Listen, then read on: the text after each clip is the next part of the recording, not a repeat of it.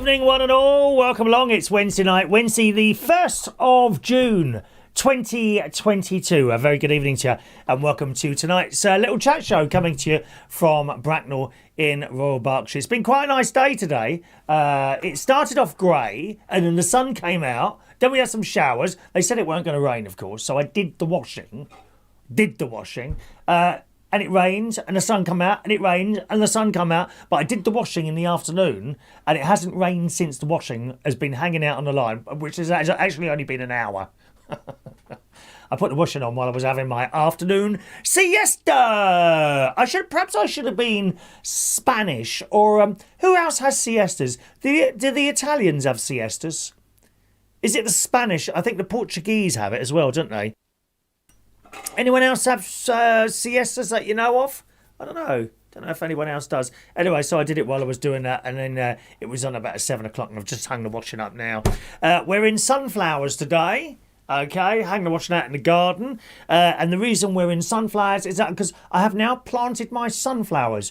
Do you remember a little while ago I bought some sunflower seeds and they've all germinated, and I've saved one to show you, okay, which I haven't yet planted. And the only reason I haven't planted it is because you're there. Okay, I wanted to show this to you. Look how big that is. Look at that, eh? Here's my head. It's taller than my head now. And so hopefully I'll have some nice sunflowers this year. There's about... It's probably about 10 of them altogether. Sometimes you put them in the ground and they don't take for some reason, or perhaps something nibbles away at the leaves. Even if you spray them and I put the snail stuff down, even then sometimes something takes a little nibble out of the leaves and they all go all sort of curly, and then that's the end of the plant, you know. But we'll see how that goes. So one sunflower left there, which I'm quite pleased about. I hope you're well on this 1st of June. It's nearly Jubilee time, isn't it? Nearly Jubilee. If you'd like to join in tonight, feel free. Send us a text on the text number at the top left-hand corner of your screen there. 07451 287 337 is my text number. There'll be a phone line open later on if you want to call in and have a little chat with me. That's fine as well. That's not quite open yet. Okay, a little bit later on that'll be open. Or if you can't text, or if you're outside the UK, the text might not work. So you can send me an email if you want to. Okay, Chris at unitedkingdomtalk.co.uk. I'll be in and out of the chat box as well, but sometimes I miss messages in there because it can get quite busy, and usually blokes are talking about cars. Oh God, it's so boring, really is. Anyway, they're talking about cars and stuff like that usually. All right, so I might miss your thing there, but I will try and pick out little bits and pieces. Let's have a quick look at the text already. Steve's there. Good evening, Steve. All right, Steve. Who says, hi, Chris, loving the shirt, from Stephen Dagenham. Thank you, Steve. This was bought for me by the lovely Adam the plumber, who's getting married next August. I should be going to his wedding, and I think these are Georgia Asda. I can't see now, you know, unless I take it off, Steve. Now, is it really that you actually just want me to take my shirt off today? Is that what it is? You want to have a little look, do you? Naughty boy. Naughty. Naughty. When are you ever going to come back to the karaoke, dear? On a Friday or a Saturday night at Central Station? Huh? Dear me. Hello to you, Steve. That's the only text I've got there at the moment. All right. In the chat box, nice and quickly to say hello. Good evening to Jason Hughes there. Evening to Rowan Riley. Evening, Rowan is in the house. Evening, Rowan. What is the Jubilee? Is that a party for your Queen? Yes, indeed, Rowan. It's her Jubilee. She has been sitting on the throne for 70 years. And it starts tomorrow. And actually, I've already got a story lined up for you there. Because some people, I mean, I love the Queen and all that business. I quite like all that business. But some people really love her. I mean, I really love her. But some people go the extra mile and turn up at all the events and that sort of thing. And actually, I've got a couple of photos to show you here. There we go. That is Regent Street. I think it's Regent Street or Oxford Street, one of the two. Okay, there's some of the people there waiting at this moment at Windsor. So I beg your pardon, waiting on the mail. I beg your pardon, waiting on the mail for her to turn up. That's when I actually met the Queen herself, as you can see there. You know, She was a little bit busy, but she made a couple of minutes to see me there, which is rather wonderful. That was Christmas, that was. Christmas I popped in to see Her Majesty.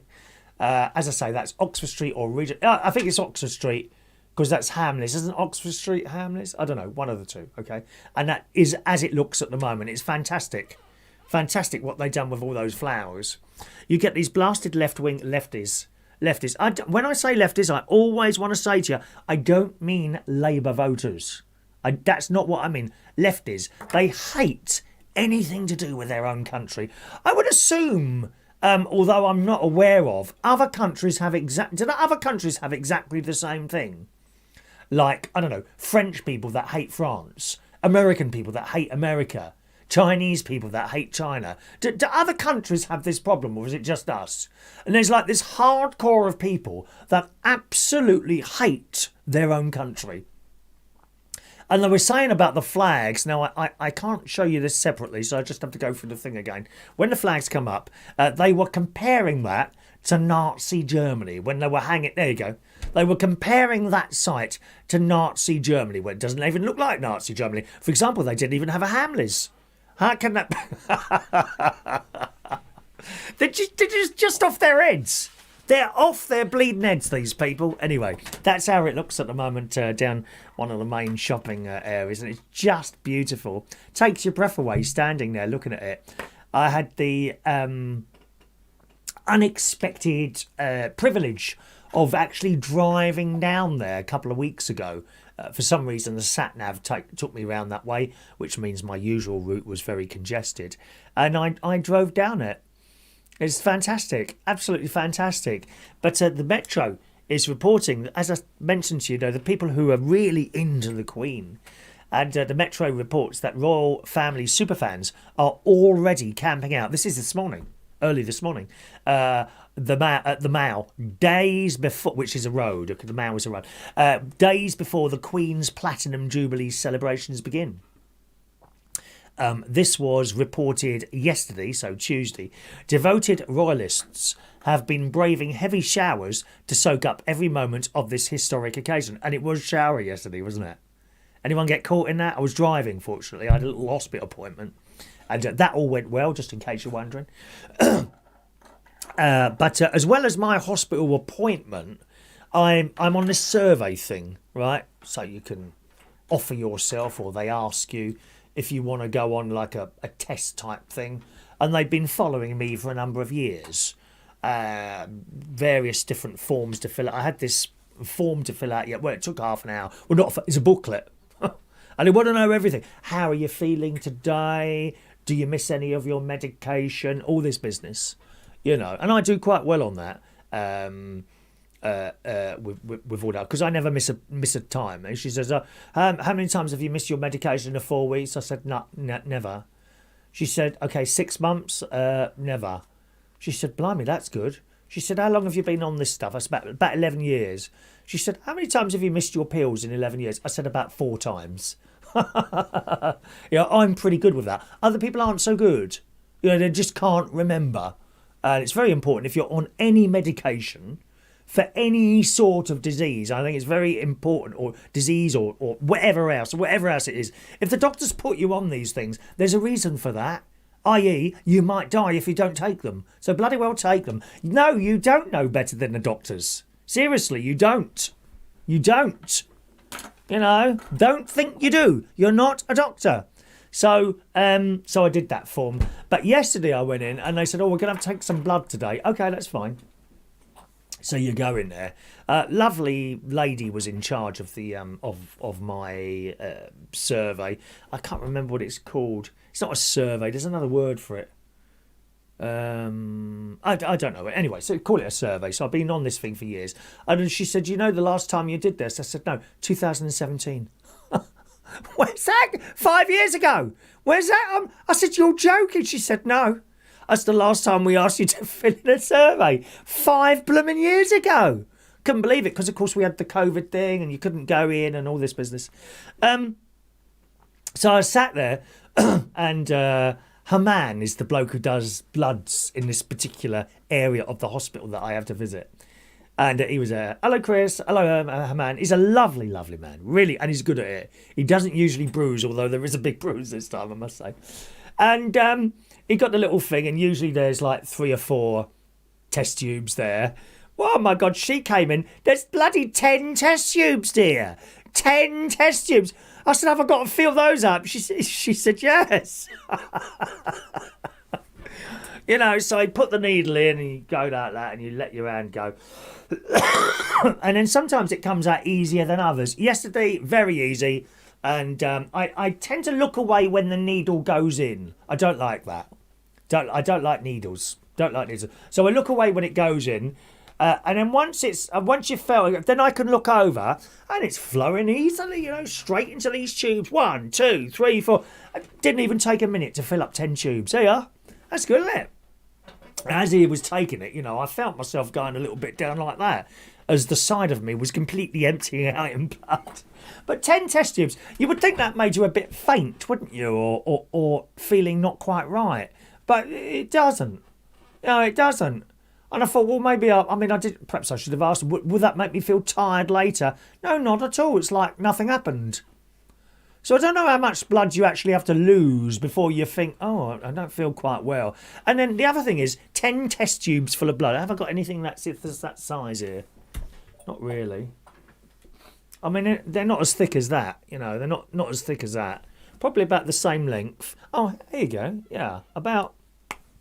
You see that where that top is? It's about that thickness and about that length, I would say. So 10 of those. Not as fat as that, though. Nowhere near as fat. That sort of width there from the spray thing there.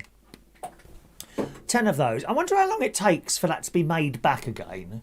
Presumably from your water content. Water, tea, orange juice, whatever you're drinking. Must make it all from that. Isn't it clever, really? And they take that away and that's it. I don't hear from them. They don't say, oh, well, we've tested your blood. No, that's it now. And you have to sign these forms. Is it okay to bank these? I mean, why wouldn't it be? Don't bother me. So there we are. Anyway, so I don't know when we got into the subject of the doctors was it there. Back to this Jubilee thing. I was going to say Jamboree then, which is a scout thing. No, a Jubilee. Back to this Jubilee thing. Yes, the devoted royalists have been braving heavy showers to soak up every moment of this historic occasion. And it was... Oh, that's why I told you about the hospital, because it was pouring down while I was driving around yesterday. So I know how wet these poor people got. It's going to be a bumper bank holiday weekend starting tomorrow. Weekend marking 70 years of Queen Elizabeth II's reign, kicking off tomorrow, okay? When Trooping the Colour will be held at Buckingham Palace, which I think Trooping the Colour is that 11 o'clock, that one? I got a feeling that's 11 o'clock. Perhaps Vera, are you with us tonight? Can you do a bit of research there? Is it 11 o'clock tomorrow? Trooping the Colour. The ceremony, Trooping the Colour, takes place every year to honour the Queen's birthday, but this year will, of course, be extra special. 70 years. 70 years of dedicated service to this country. Amazing. The parade will see the 1st Battalion Irish Guards and more than 1,200 officers and soldiers from the Household Division put on a display of military pageantry. It's hoped that the Queen will make an appearance on the balcony of Buckingham Palace along with other royal family members to watch a special fly past. So, I mean, depending where you are in the country, you may well see that. Are they coming from Coningsby, I wonder? Those planes, sometimes don't they come from Coningsby in Lincolnshire, which is actually very close to where my caravan, the luxury waterside media centre is. In fact, those RAF boys fly directly over my caravan several times a day and sometimes at night as well, practising. Yeah, I'm very, very close to Coningsby. If Mr. Putrid wanted to knock out some of our IF, I would assume that he'd pick Coningsby, and hopefully I wouldn't be at the luxury waterside media centre at that time. Otherwise I'd get very hot, wouldn't I, from a nuclear explosion here. Mind you, I've got air conditioning, which will probably help. That's a point, If Mr. Putrid fires one of his supersonic Satan missiles, I mean, it makes you laugh, that bloke, doesn't it? Did you get disconnected from me then? Oh, there we go. That was strange, wasn't it? I think we got disconnected for a moment then. Did we get disconnected then? Sorry, we might have got disconnected for a moment, but I don't understand that Mr. Putrid. You know, he's got Satan missiles named after the devil, and yet he's supposed to be a Christian. Goes to church, kisses crosses, holds candles, and then goes back to his little palace, you know, and then fires a couple of missiles at the people of Ukraine. What a weird bloke. There's no sort of, you know, standard long line thing that he sticks to, is it? Changes from 1 minute to the other, that idiot. Anyway, so that's it. It says John Lowerty, 67 from London, said he first fell in love with the monarchy. He's one of the people waiting at the Mall as a child in the late 1960s and has been to countless royal events. I think I have been to Troop in the Colour once with my father when I was little. I'm sure I've been to that, and I've been to outside Buckingham Palace a few times. You know, I'm sure I've been to Windsor Castle at some point as well. A long, long time ago. And maybe the Tower of London. I think I've been there. But all these places when I was small, you know, not recently. Which is crazy, really, because Windsor Castle's just up the road from me here. You know, 20, 25 minutes to get there in a car. That's all it'll take. We must go there, me and my mate. I know my mate would want to go there. So that's fantastic, isn't it? They're all out there already. Will you be doing anything at all for the Jubilee? Anything at all? My mate Danny, he's making some cakes. He belongs to like a church thing up in Cleethorpes. I'm going to see him next Tuesday, actually. Is like when I say a church thing, I don't mean like a Catholic church or a Church of England. One of those churches where they have like a big stage and people are playing instruments and happy clappy churches. He's one of those, and I think he's trying to make some cakes or something to take up there, which is nice, isn't it? But will you be doing anything for the Jubilee at all? Like even as simple as perhaps hanging out a little bit of bunting? Have you got any little flags hanging out or anything like that? For great nephews George, James and Harry, and for great nieces Emily and Evie, I bought them Jubilee flags on Amazon. They weren't very dear. Well, it were by the time I had to buy bloody 5 of them. Oh, and great nephew Frank got one as well. Great nephew Frank. So 6 flags. You know, singly, not much. 6 of them cost an arm and a bleeding leg. Never mind. So I hope that they'll be displaying those somewhere. Foolishly, I didn't order one for myself. I mean, how stupid is that? Because believe me, that would have been up behind us. You know, but will you be doing anything at all for the Jubilee? Let us know. Send us a text 07451 287 337, or you can send us an email, chris@unitedkingdomtalk.co.uk, or perhaps you want to call in about that. There you go. There's the phone number. Now, we're talking at the moment only about Jubilee things, so please don't call in about anything else. But are you doing anything at all for the Jubilee? If so, I'd love to hear about it. Anything at all. Even if perhaps, you know, you just put up a little picture of the Queen or something like that. I do have a picture in here of the Queen. She's over in the corner there, though. Try that. Can you see? Yes, you can just about see that. She's hiding behind Maureen's orchid. Hang on a minute. Where are we? There he is. There she is. There's the Queen. All right. There's the Queen there. All in pink. Beautiful. Now, just to let you know, the texts are a little bit slow tonight. So if you're sending one in, it may not have got here yet, okay? It may not have got here yet. So just to let you know that. And anything to talk about, Jubilee, anything at all, call in 020 8144 3477. As always, if you're calling in, you need to send your number in. If you're withholding the number or it comes up as number unknown, you won't get answered. All right, my loves. Hello to Sherry Parish. Good evening to you, Sherry. Lovely to see you again. Your yawn is contagious. I keep yawning. Enjoy the bank holiday weekend. Oh, are you tired then, Sherry? Don't be tired, lovey. Don't be tired. Here I am to keep you wide awake. Why? It's the Wide Awake Club here, yeah.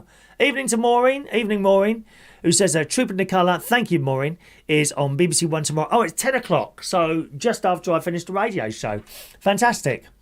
10 o'clock tomorrow morning is Troop in the Colour. I'll probably be up the swimming pool at that point, actually. I finished the radio show. By the way, if you don't know about my radio show, it's only on the internet, boys and girls. Okay, there it is. That's where I am tomorrow morning. just after the 9 o'clock news, reachonair.com. You can listen on your Amazon device. Just say Amazon, play radio station, Reach on Air, and she will burst into life just after 9 o'clock tomorrow morning. All right, and what usually happens, as soon as I finish that, 10 o'clock I finish, by 10 past 10, I'm walking up to the swimming pool, which at the moment is a little bit busier than it usually is, well, a lot busier actually, because the children have their half term. However, it's not a massive pool, but what they do is split it in half, and they keep all the children and families in one side. And if you want to swim lengths, which you actually swim in a circle like that, you go in the other side. And I must say, that's at Village Gym here in Bracknell, and I must say the staff are pretty good at keeping the children in one side. Now, I don't mind children coming in my side. It doesn't bother me. It doesn't bother me, but they just don't see you coming, if you see what I mean.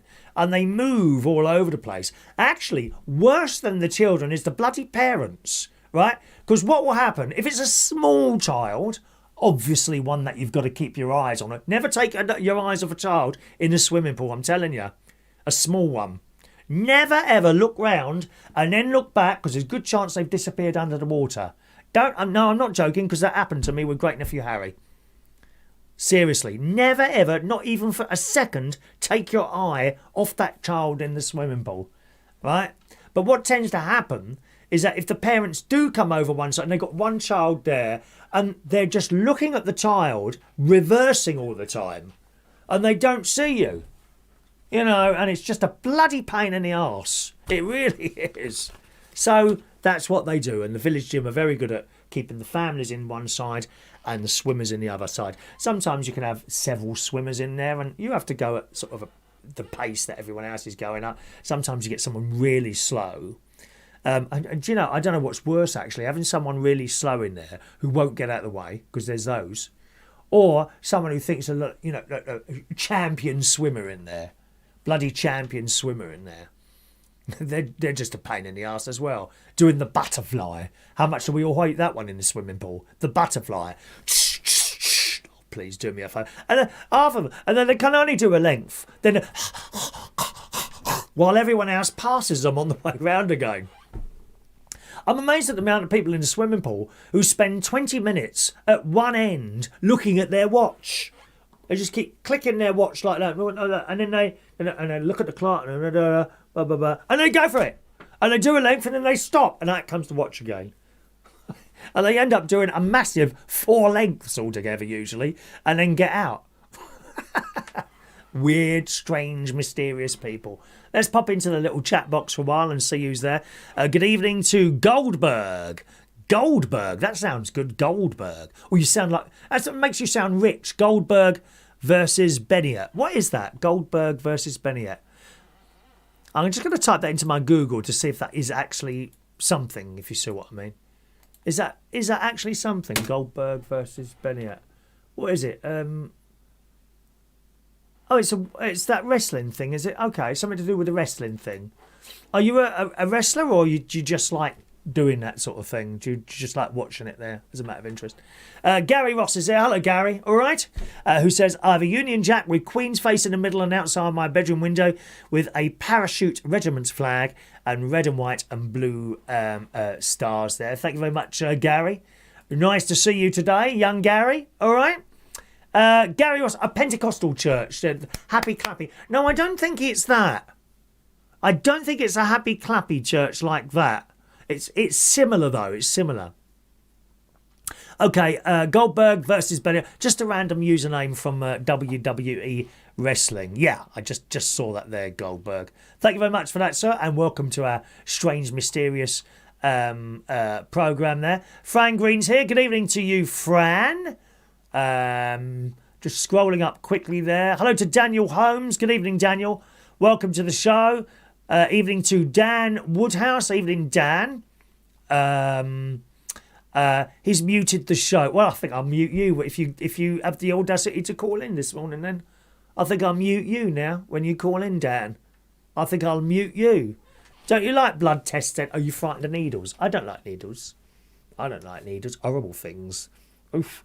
God knows how those junkies stick needles in their arms and do all that business. Evening to Glenda in America. Hello, Glenda. She was here this morning as well for the radio show. Good evening to you, Glenda. Welcome along. Scrolling quickly. Glenda says, evening, Mr. England and everyone in the chat box. Evening to you. I'm scrolling a little bit more. David Fryer. Long time. I think last time I saw you, we were doing the bingo. That's 2 years ago now, isn't it? The bingo. Another failure. Hello to you. George Bond is there. Evening, George. George sent in a picture of himself. He's ready for the Jubilee, aren't you, George? George is ready for the Jubilee. He's sent in a picture. There it is. I've put it around the right way for you, George. Okay? When you sent it to me, it was the wrong way round. And that's what will happen when you take a picture of yourself in the mirror. If you take it in the mirror, it will be the wrong way round. So I've turned the picture around for you. How nice am I, George? You see? How nice am I? Hang on, what's that? Oh, there's breaking news here. Johnny Depp. Oh, look at this. Here we go. Live news coming in from the BBC.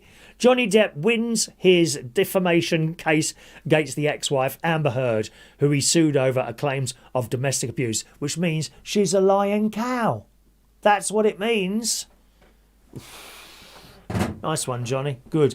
He was performing last night with Hi-Ho Silver Lining bloke, Jeff Beck. Did you know that? I believe in this country. He was performing last night with Jeff Beck on a stage somewhere. I didn't know Johnny Depp was a like performer. I thought he just did films. Funny, isn't it, eh? Hello to MP Dodsworth. 007 upside down. What next? Yeah. George sent in a photo of him round the wrong way round, unfortunately. Okie doke, gang. What have we got out on the show today? So we've done that one. No one's talking about the Jubilee, which means you're bored with that. I must thank... Oh, Fran's here today, isn't she? Didn't I say hello to Fran earlier? Yeah, Fran's there. Fran's there. I must tell you about this excellent app, right, which Fran told me about. The reason is, a couple of weeks ago, I was mentioning on the radio show that when I'm walking around, you know, sometimes you see... Because I quite like plants. Well, let's take this call and we'll come back to that. Daniel Woodhouse, isn't it? Yes, it is me, Chris. Oh, don't mute me, please. Well, I'm sorry. I'm going to mute you now. Thank you very much. How are you, Dan? Oh, I can't hear you. Why is that? Oh, I must have muted you. I'm going to unmute you because I'm a nice person, Dan. Yeah, and so am I. But you was banging on about blood tests. And I started going... Oh, what's wrong with blood tests? Do you have many of those, do you? When I was a kid, yes, because of the growth hormone. Right. What growth hormones?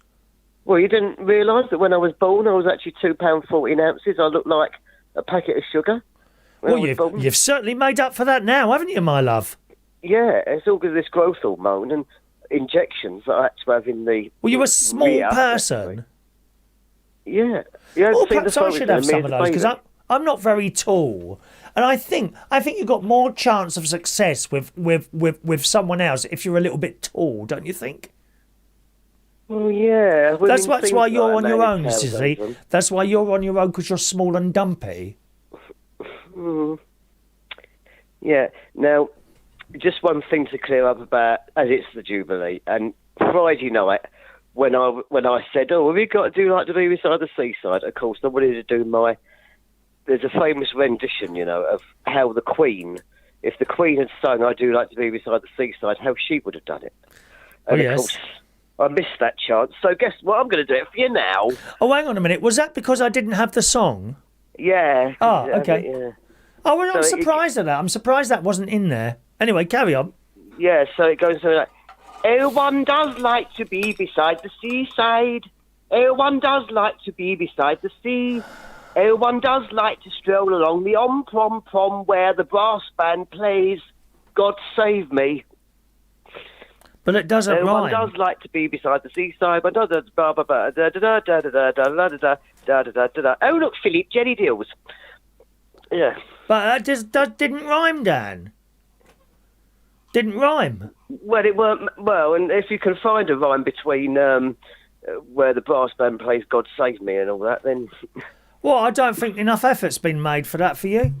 No, not enough effort there. Well, the Queen don't have any other songs, does she? Did you just throw it together at the last minute, or had this been rehearsed? Oh, it'd been rehearsed, of course. God. Let's see. So it does like on prom, where the brass. Anyway, get on with it, dear. What are you doing for Jubilee? Anything at all? Yes, I'm going out. And where are you going?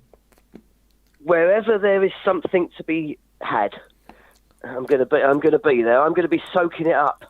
Right. I mean, no doubt it'll be a once in a lifetime opportunity, I suppose. Well, will you be staying in your own area or going to London? Oh, going in the West End, of course. I mean, God, you don't think much happens around here, do you? Well, I wouldn't imagine it. Not in Romford. No, it does. Well, a few stabbings maybe and burglaries. That's about all. Yes. Yeah. That's all Romford ever gets in the news for these days. That'd to be a long knife to damage you, wouldn't it, my love?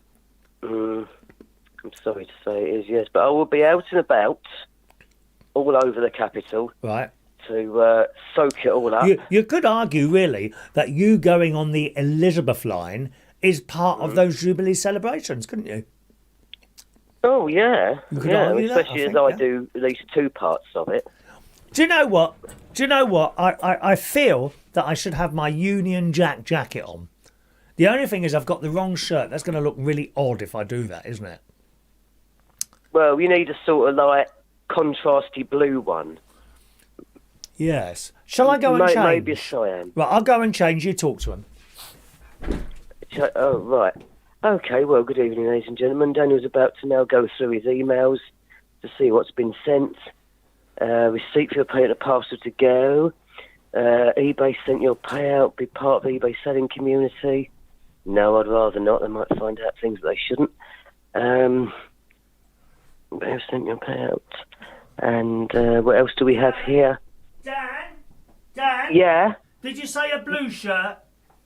Yeah, one sort of like a bit contrasty with the blue of the Union Jack. Right. Okay, thank you. Carry on. Yeah. So, carrying on with my emails. eBay, do these catch your eye? What are they? I don't... Oh, bloody bingo tickets again. Oh, I thought it was going to be fashion. Something I could wear for the Jubilee. Some sort of like little like slightly off the shoulder number in a little bit of red and white with a bit of slight blue lacy bits or something like that. It's a bit tight, Dan. Are you ready yet, Chris? It's a bit tight.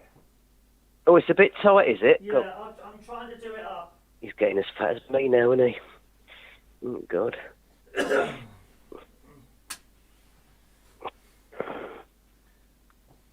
Talk to him then, talk to him.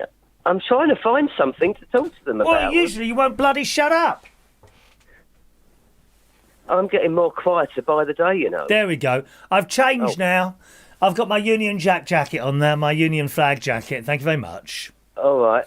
Can I just apologise to the millions of viewers joining us via satellite and undersea cables for not being correctly dressed for the Jubilee at the beginning of the show? Now, why didn't I think of that? It's like I've got amnesia or something like that. In fact, where am I now? Do you know where you are, Dan? Have you ever known where you are? I think I'm in room 5 Woodhouse Towers. Yes. Anyway, carry on. What were you saying? Well, yeah, as for the Elizabeth line, yeah, I was there on day one, as you know, and I did have the unfortunate escalator accident. Oh, what was that then? Well, my right foot, yes, for some reason, started sliding a bit. I don't know why the left foot was on, but the right foot started sliding around on the tread. Right. And suddenly, I was like back, arse over, right down there. And it's all right. It's the BBC. We don't mind the occasional word. That's okay, as long as you don't use the C or the F word, if at all possible. I understand sometimes it slips through. That's okay. You know, we don't have to start apologising, but don't keep throwing it in, dear, because I will get very upset, and you will be punished. All right. So arse over bollocks is fine then. Continue. So that was me, right down there on the escalator. It took the two people in front who'd seen, oh, God, is it right, quickly, just pull me, because I couldn't, I had to pull me right up and... I used to go in chariots saying that, pull me, and they did. Carry on. Yeah, I might have to try it at some singles nights. Oh yeah, I wonder if there's any. You might have to try what? Well, there's these pubs. There's these pubs, right, in the West End. Obviously, none round here, as usual. Thursday night apparently is singles night. Oh, I wouldn't go to any of those, Dan. You don't think they're trusted? No. You get some very strange people there. People like yourself. You don't want to bump into any of those, will you? Be honest. Well, as long as they're girls, I don't mind, but... Yeah, well, a female version of yourself. Could you see you being happy with that? Ooh. No, exactly, darling. So I wouldn't go to any of those if I were you. It's going to slightly ruin my chances. I mean, where else am I going to... I don't really have much chance to pull. No. There's no... You know, especially as I found what I've got is... You know, if I'd have been like this in my 20s or maybe early 30s, I might have stood a chance. But I think what's happened is that as time's gone on, the older you get, I think the less the chance of getting your dates drops down and starts plummeting down the ladder more. Yes. You see, so that's why I get more worried as the day goes by, especially with Mum. You know, being being 80 next year. You know, and all that. You know, I mean, I do worry about what's going to happen when she goes, because there's got to be. I don't think I could live without an actual woman in my life. There's got to be a woman to balance the male hormones. Do you have any sisters or anything like that? No. No, I was the only one. I was just born, and then Dad became ill, and then about 2 or 3 years later he died after I was born. So that was just left me and my mum as we were. Maybe a cat. Ah, well, there you go. Now I've gone on about. I keep saying that to Mum. Oh, Mum, I think I need cats, and she just go. But you won't feed it. When we had a cat when you was a child, you know, she opened the cat food can, and it was just, you know, and she'd open it, and within 3 seconds I'd be going, oh,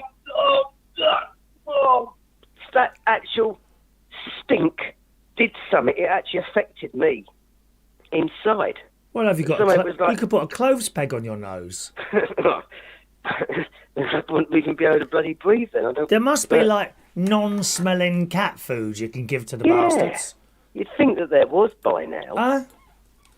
Let's have a look. Oh, because you know this week in the news... Hang on a minute. The big story of the week has apparently been this bloke like me with autism has apparently taken action against Sainsbury's for not allowing his assistant cat in with him. I didn't know you had an assistant cat. Yeah. A cat assister. Really? Yeah, apparently if you've got autism, apparently you this bloke with him when he gets an assistant cat. Cats are very good for blood pressure and things like that. They are very calming, cats. And so, you know, the only thing is you can be stroking one for like half an hour and for no reason it will suddenly jump up and bite you. Maybe they get hungry. Well, it would be hungry. I know, because there's a famous cat on YouTube. Well, it would be hungry if you kept chucking up every time you open a bleeding cat food. Can they just survive on dry food or not?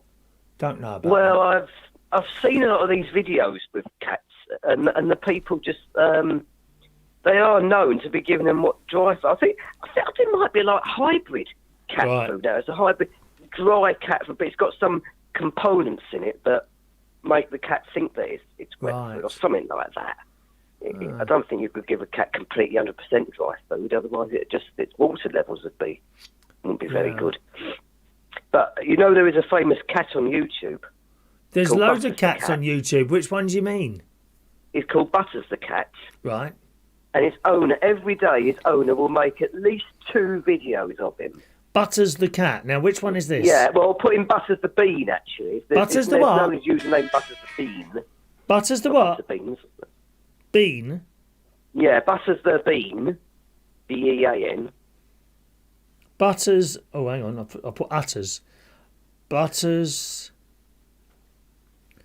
the bean. Oh, there it is. Right. Butters the bean. And is this... Is it a ginger cat? Yeah. This is Butters the bean, and he's mucking around here with a lettuce leaf or something, I think. I don't know what he's doing there, look. Butters the bean. Okay, right. So what does it do? Why is this cat? Yeah, there he is. Oh, is it squirrel? Oh, he's brushing his teeth. Look, brushing the cat's teeth. Butters the bit. How many people has he got following him then? Let's have a look. I bet there's loads. He's only got 4,000 followers. My nephew's got more than that watching Project Man TV.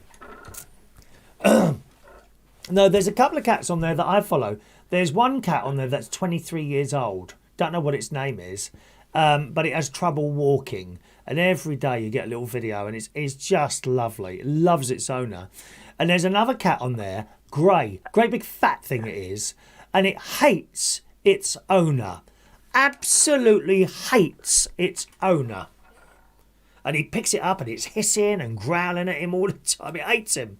And then there's another cat on there. I think it's called Puma, and it is a lynx. Now, this is a big cat. You know, you would not want to row with that cat. It could do some serious damage. And whenever the owner goes near it, it hisses and its ears go back. And it looks like it wants to kill you. It does.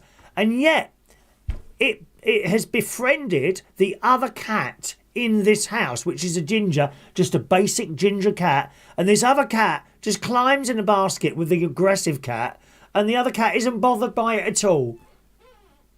Isn't it funny? Have you seen Puma the cat? No, I ain't seen that, but that first one you mentioned, cat who can't walk properly, is it on Facebook? I don't know. The one Puma cat, hang on, Puma cat, I might have it. Here it is. Right, I'm going to show it to the millions of people all over the world now. Puma the cat. Here we go. So, whenever someone goes, unless it's got food, it don't want to be near you. It's the weirdest thing ever. Puma the cat. Here we go. Any more here? No, I haven't got any more here. Hang on, these are other cats here. I think that's Puma. Let me see if I can find another one. Puma the cat. Puma. Is it? Now, where is it? Is it a Puma? No, it's not a Puma. I'm sure it's a lynx cat. I can't think what it's called now, actually. I'm just trying to find it. Do you watch TikTok much then, do you, Dan? Not really. I've been more on the Facebook videos, really. But there's this cat on Facebook that's black and white. Right. And it seems to move more on its hind legs. Oh, right. And its front legs seem to, like, go up. Yeah. Like, up to its face, more or less. And it's, like, rubbing it, like, the front legs, it's like someone rubbing their hands in glee. And all that. And then they go back down when he loses his balance. Oh, well. Well, enjoy your Jubilee Day celebrations tomorrow, Dan. Yes, I'll certainly try to. And tell me next week what you've been doing. I'll be coming to you live from the Luxury Waterside Media Centre next Wednesday. Okay, that place. Okay. Cheerio, Dan. Thanks, Chris. Bye. Bye. Oh, yeah, Dan Woodhouse calling in there. 0208 144 3477 is my local London number. So just have a quick look here. DLA Cat. What's DLA Cat? Is that the cat that I should be looking for there, Gary? Let's have a quick look there. Is it DLA Cat? 1 minute. Where's DLA? Oh, what have I done there? DLA Cat. DLA. Hang on. DLA. Oh, no, DOA. DLA Cat. Oh, Pumba cats. This could be it. This is the one. Here's the one. It just hates everyone, this cat. 1 minute.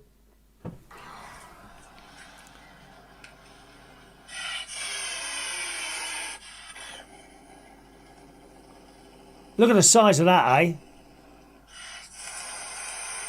And now and again it lashes out with its paw. Why would you want a pet like that? Dear me. Is it ever happy? I don't think it's ever happy. A cat, 23-year-old cat with bad leg. What's that then? Is that DLA Cat? I don't know where that is now. Rowan says, my cat gets mad if you laugh in his general direction. They are funny. My friend's got 5 cats. 5 cats. One is a bit disabled. He had a brain tumour. But the other's all right. The other ones are all right. He's got a lovely white cat, but he won't come near anyone else. Don't want to know anyone else other than my mate. Funny, isn't it, eh? Ronnie in the house. Good evening to Ronnie Man. Hello to Ronnie Man today. Scrolling quickly, trying not to miss things. Sometimes I miss them. Don't forget, if you want to send a message and you don't want it missed, just text it through, okay? 07451 287 337 is my text number. Lens app. I've got to tell you about this. Fran Green told me about this the other day, right? So sometimes when I'm walking around, I want to identify a plant. And I said on my radio show, there is an app you can get, and you can use it for a couple of days, I think, free of charge. But then you have to pay. And I don't like all these monthly subscriptions going out all the time, you know. I don't really have any monthly subscriptions other than broadband, electric and gas. Well, it's kind of a monthly subscription, isn't it? Stuff like that. I don't really have any. I don't believe in them. Everyone wants a bit of your money every month now. Have you noticed that? And some of the apps are exactly the same. You know, and this particular Discover a Plant app is very good. Very good. You point your camera at the plant, you take a picture, and it tells you what it is, or tries to tell you what it is. I was talking about this, and our very good friend Fran Green mentioned the Lens app from Google, which is completely free. So I typed in Lens, and it came back with this Google app, which doesn't look like it's just pictures or something like that. But anyway, there it is. And I've got, it just comes up like that. Okay, see that, right? And there is that little camera thing, right? And you push that, it brings up your camera, right? Yeah, brings up the camera. Hello, I'm on telly now. Hello, I'm on telly. Brings up the camera, and you take a picture of something, and it tells you what it is. So let's take a picture of this orchid here, right? There you go. Now it's looking for results, and straight away it comes up. There you go. And it's come up with all these suggestions. Philanephis Aphrodite, Delaroban boat orchid. Now it's not, I think you have to look at the things that it's come up with and then decide which one it is. Now that is telling me that it is a species of orchid found from southeastern Taiwan to the Philippines called the Phalaenopsis Aphrodite. There you go. And there's a picture of it there. And that's fantastic, isn't it? So if you want something like that, that's completely free of charge. Google give away loads of stuff like that for free. You know, no need to spend a small fortune on any of the Microsoft Office profit products. It's all there on Google for free of charge and various other things. You know, it's there. So Google Lens. Type in Google Lens if you want to download something like that. It doesn't just work with plants. No, other stuff as well. You take a picture of anything at all, I don't know, a computer, and it'll probably say, yes, that's a computer or something like that. I haven't tried that one. You just take a photo of the item and it tries to tell you what it is. Great, eh? That's great. Thank you very much for that, Fran. I do appreciate that. Good evening to Paul in Ashford. Evening, Paul. Hello to you. Evening from Ashford, Chris. Hope you're well. I have my flags and bunting up today. Excellent, Paul. I don't know if anyone wants to take pictures of their flags or buntings and perhaps send that in and we could show that up for next week or something like that. Alrighty. Okay, Ronnie says maybe I could use it to find my dad. We'll try it, see what happens. I wonder, actually, shall I try it on myself? Shall I? Try it on myself. Let's see what happens. Google. Okay, so we've got the Google photo. Take a picture of me. Hang on.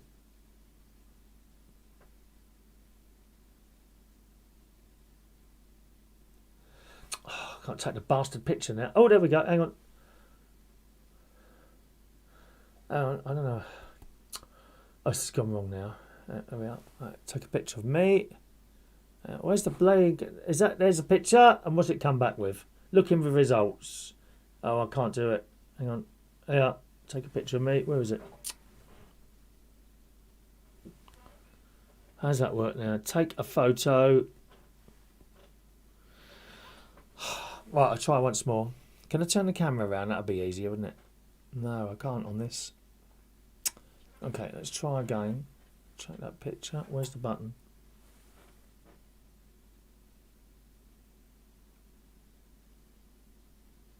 Right. Search. He's bought up a pair of glasses. Carrier sunglasses, £21. It didn't work, did it? Oh well, please yourself. It's good for plants though. Might not work on your dad, Ronnie. Hello to Caleb. Hello, Caleb, who says that I've got a cat, rescued him after he was run over, broken jaw, broken leg. Oh, still got him today, missing a leg, but he can still run up curtains. It must be a young cat. Is he young? Is it young?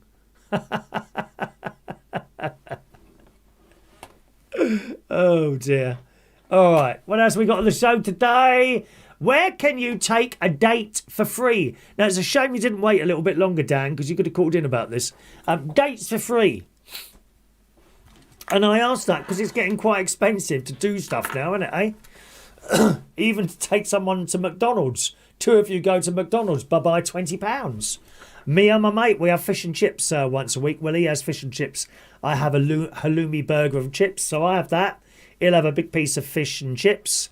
And we'll have a drink each, no pudding, and that generally comes to about £22 or £23 now for one meal. That's a lot. I think that's a lot of money. You see, on a meal, £12. I really do. I can go down to Aldi. I know, buy some veggie burgers. Oh, incidentally, my sister and her husband on the Butler's Empire channel have got a veggie burger tasting video that I've watched, and she hates them. But the thing is, even before she tried them, she had decided in her head that she hated them. So you're going to hate them anyway, aren't you? Waste of a programme. Wasting electricity there, sis. Aren't you? Before it even started, you decided that you were going to hate them anyway. And then you had them, and guess what? You hated them. Didn't even give them a chance. Did you? I think sometimes when you make up some idea in your own mind, and then that does stop you doing. It's a bit like me with DIY.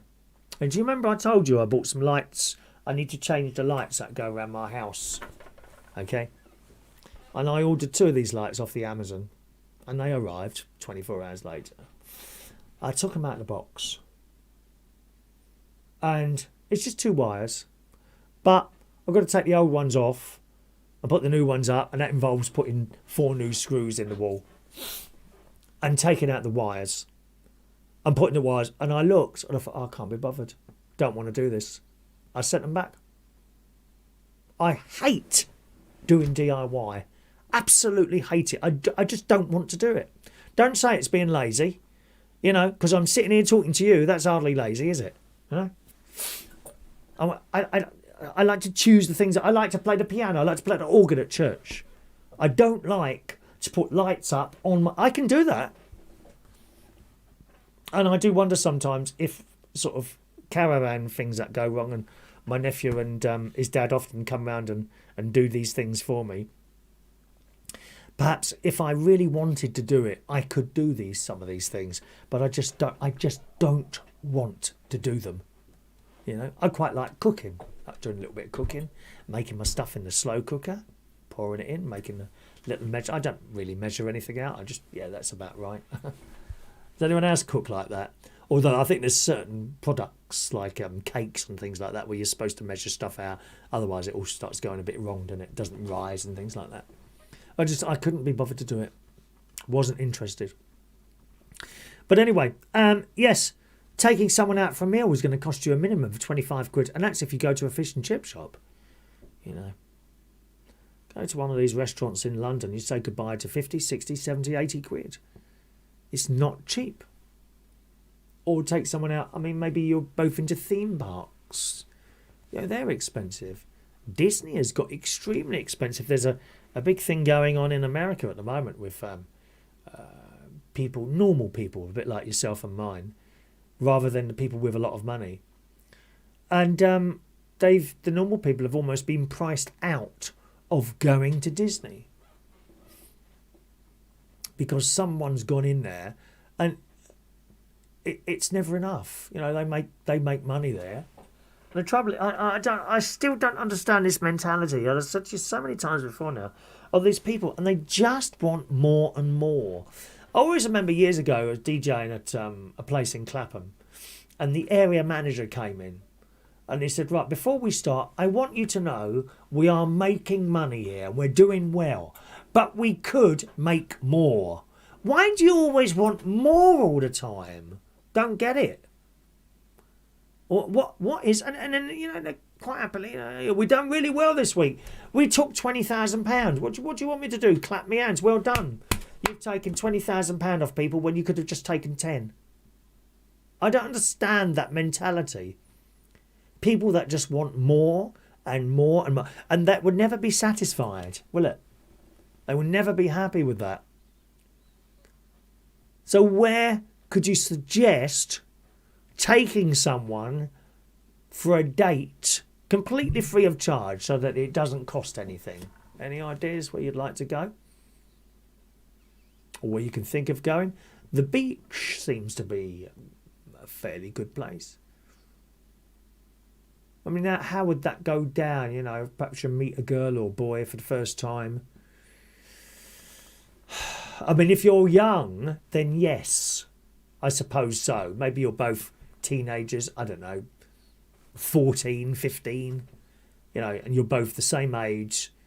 You know, do you want to hang out? Yeah, we'll go down the beach. We'll go for a walk. Go down the park, sit on a bench together. It's okay then. But as you get older, I think people expect more, don't they? And it's always difficult to know, do you want them to have a date or are they taking you for a ride? You know, they want the expensive meal and all that, but actually that's all they want, one expensive meal and then bye-bye. There's a lot of that goes on as well, I think. Where could you take someone for free? I mentioned the beach. A walk, perhaps. I was going to say swimming or something like that. That would cost you money. Where could you actually go for free? Museums, can't you? Museums. Suppose you could go to museums. Little trip out to London. Maybe just walking around, shops and things like that. Any suggestions on taking people on a date completely free of charge there at all? Let us know. You can call in about that if you want to. 0208 144 3477. Where's that phone number gone? There, it's still up there. 0208 144 3477. Where could you go completely free of charge? Anyone joining in on that one at all? And also, let's have a look here. Power cuts. Who remembers power cuts in the 1970s? Do you remember those? Huh? I do. You'd be sitting there watching the telly with the lights would go. I mention this because they've been reporting this for a few years now, to be honest. But they're saying we might have some power cuts this year. Be some of you watching probably that have never really experienced power cuts, I suppose. It doesn't really happen much anymore, does it? But certainly in the 1970s, we lived in Roehampton, and the candles would come out. It was quite nice, to be honest. It was all right. It was all right then. Candles would come out. I'm just trying to think what we would do. We would just sit there. I don't know now. But certainly my mum had this drawer full of candles. Of course, if it was in the summer, I don't think it was in the summer, it was in the winter, wasn't it? During the miners' strike, we kept running out of coal, I think. Someone was telling me the other day that there were areas, it might have been Africa. Yeah, that's right, my friend Vera was telling me there are areas in Africa where you only have the power on for certain times of the day in a certain area. So if you live in the north, you might get the power between 12 and 3. At 3 o'clock it goes up, and then the east gets it from 3 to 6. And then the south gets it from 6 to 9, like that. That's what they do there. Maybe it'd be something like that. I wonder if we will have those power cuts later on in the year. Anyone remember the power cuts of the 1970s? Anyone? Paul Adamson. Hello, Paul. All right, Paul has sent me in his flags. Here we go. Right, I'm going to have to do this by taking a photograph of the screen because otherwise it takes too long to do it. So let's take these photographs to show you. Paul has sent in. Excellent, Paul. There we go. He's got 2 pictures he's sent in, I think. Where's the other one? Oh, he's got the other good one there as well. There we go. Let's just zoom in on that. That's a lovely one of her, Madge. There we go. Paul Adamson. Thank you, Paul. There you go. There's one hanging out of his house there. Lovely, Paul. Excellent. And this one here on a nice big pole. Excellent. Thank you, Paul. Anyone else want to send those in? Feel free. George is on the line. Hello, George. Hello, Chris. You all right, George? Yes. How are you today? Fine. Right. Your phone isn't very good today. Huh?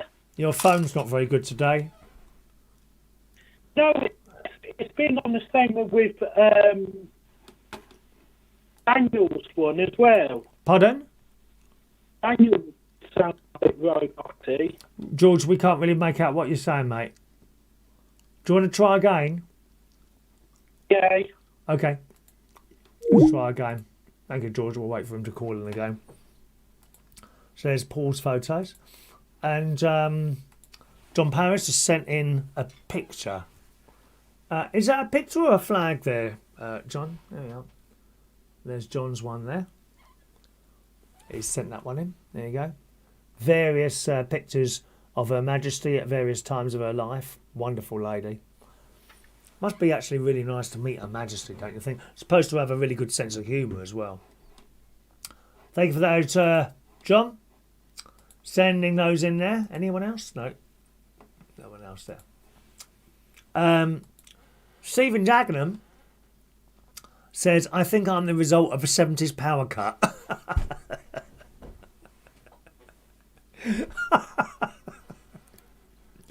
Well, they got bored. He likes the shirt. Thank you, Steve. Well, it's a jacket. Shirt underneath jacket. The shirt's really tight. Actually, I'm going to let you into a little secret. It's not done up around my belly button, because if I do, it all looks a bit odd. Look, can you see what happens if I try and do it up? Thank you, Steve. Paul says it was awful only having power for a few hours each day. Yes, I can't remember how long the power used to go off in the 70s.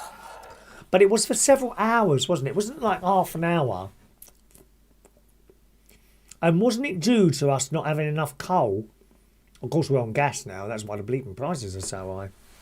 How's that going for you, ladies and gentlemen? Eh? How's your prices going on the old gas and electricity there? Just pop it into the chat box here.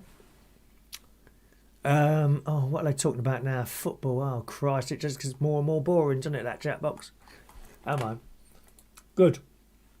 So that's the power cuts. How high would you like to go? Eh? How high would you like to go? There's a new balloon, and you can go up in it if you've got a little bit of money. It's called Worldview. And I've had this delivered to my inbox. It starts off, at Worldview, we're launching more than a spacecraft. We're elevating hopes and visions of a vibrant planet for generations to come by making space tourism more attainable for as many people as possible. We can help inspire renewed respect for the home we all share. And it says, take off from one of the world's wonders at the Wonder World. Land in wonder at the world. It says, choose your destination for one of our spaceports at the most amazing destinations on Earth. Now, would you do this? Immerse yourself in these fascinating places before slowly rising to 100,000 feet and gaining a whole new perspective of our planet. Now, the spaceports are at the Amazonia in Brazil. Is that the forest? Now, see, I'd like to go there. I like forests. I mean, I love it here with all these tall trees.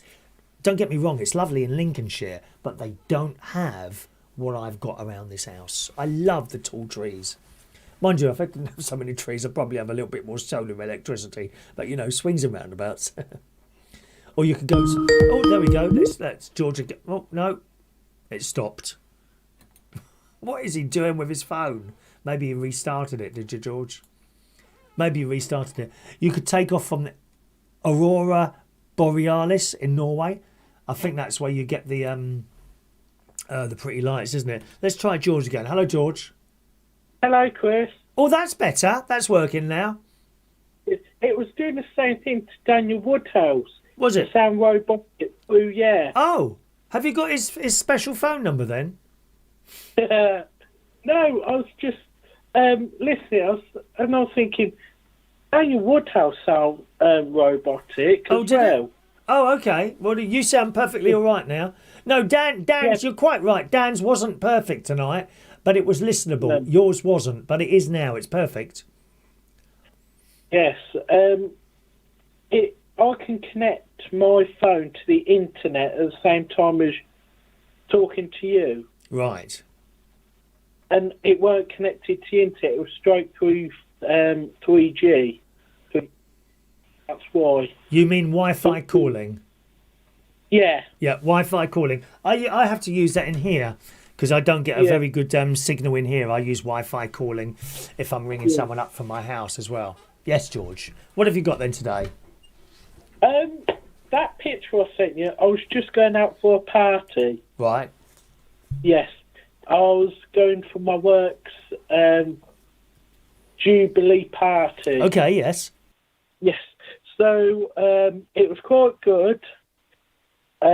Not many people turned up though. Oh, really? How many did you have?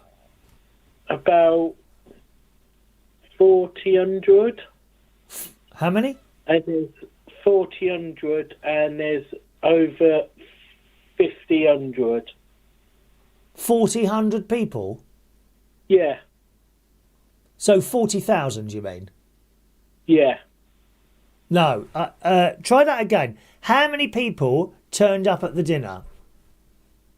I know it's 1,400. 1,400 would be a very large amount of people, George. Do you mean 40? Yeah, probably. What's 1,400? Well, that's what I've been told. No, well, 1,400 people, you wouldn't fit all that amount of people into the Royal Albert Hall. I think you may mean 40, which is quite a lot of people actually at a party. I think 40, isn't it? You say it wasn't very busy. Was it a big place? Yeah. Okay. So what did you do at this party? Had a disco person. Right. There's discos. We had like a sandwichy like a party. What's a sandwich party? Like we had sandwiches, scones, Right. and then jelly, Right. cake, all sort of things you would have like for a party. Well, it sounds very nice, George. Did you eat very much? Yes. Were there any sausage rolls? Yes. My friend Ross packed out like sausage rolls.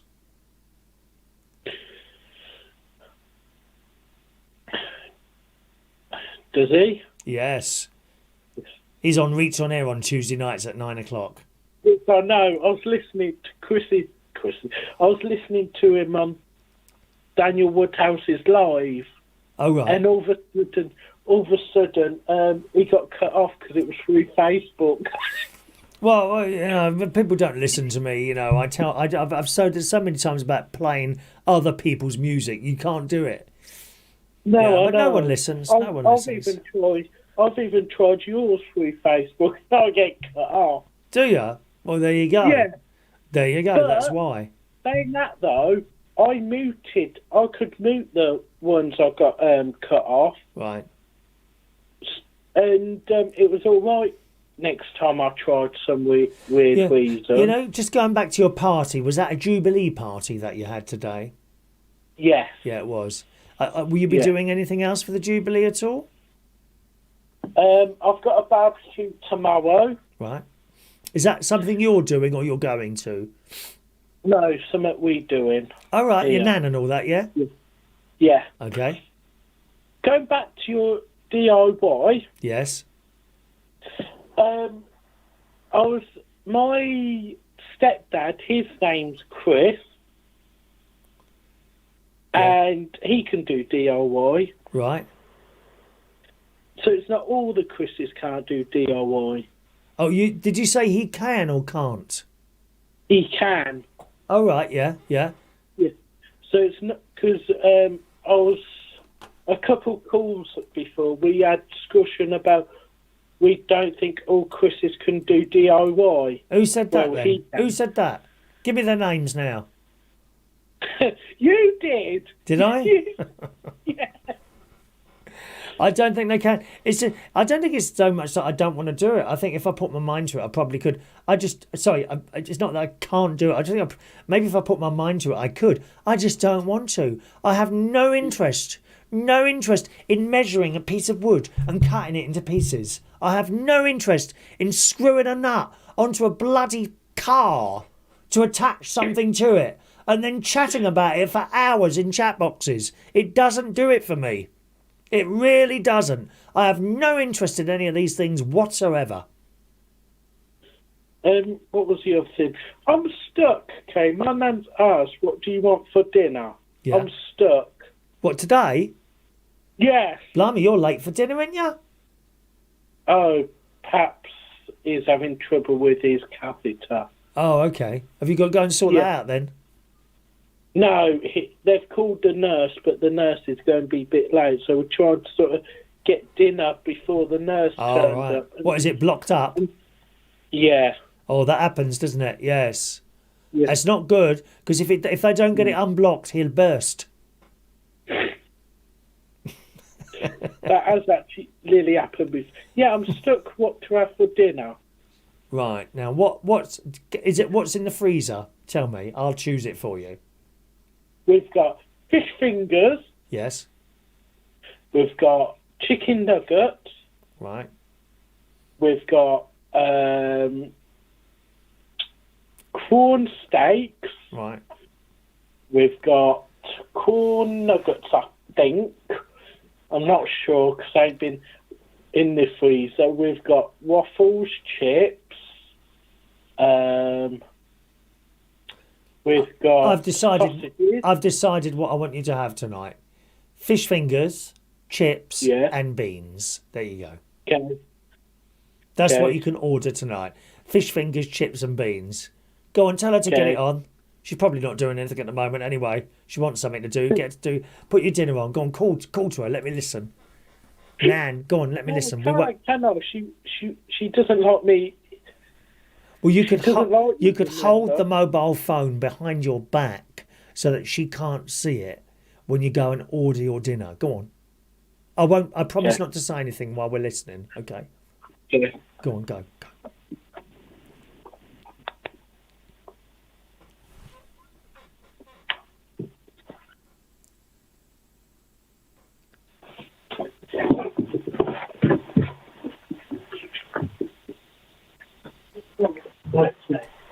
Now, I've to have fish fingers. I've started to have fish fingers, chips, beans. I'm not getting the date that far out, George. It's got to be something.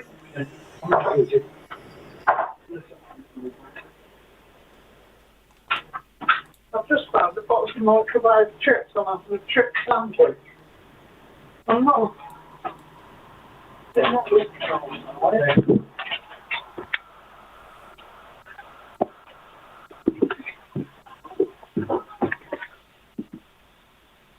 So, Chris, you can talk now. Is it okay now? Oh, she don't want to get the deep fat fryer out. Haven't you got oven chips? Have you got oven chips? We don't have an oven chips in do this you not? house. Oh, okay, we do. I don't have a chip fryer. A long time ago in 1983, when I was married, we did have a chip fryer. We did the chips in a pan on a stove with the oil in, and it caught alight. And I've never had one since. I won't have a chip fryer, all that fat going up. So dangerous. So I just have oven chips. And I quite like oven chips. My nan's going to get a an air fryer. Oh, my sister's got one of those. They're very good. Yeah. She's got Yeah. like a Ninja, which I think is the market leader. Ninja. Yeah. There are other ones around. Gary's got one as well. Gary and his wife. They've got one as well, which they say is very good. But my sister's got the Ninja one, and she loves it. They were testing out veggie burgers the other day. You know. Yeah. She didn't like any of them. I quite like them. I like the. I had them tonight actually. Just before I did the show, I had mozzarella burger, Linda McCartney mozzarella veggie burgers. Very nice. Injected with cheese. Very tasty.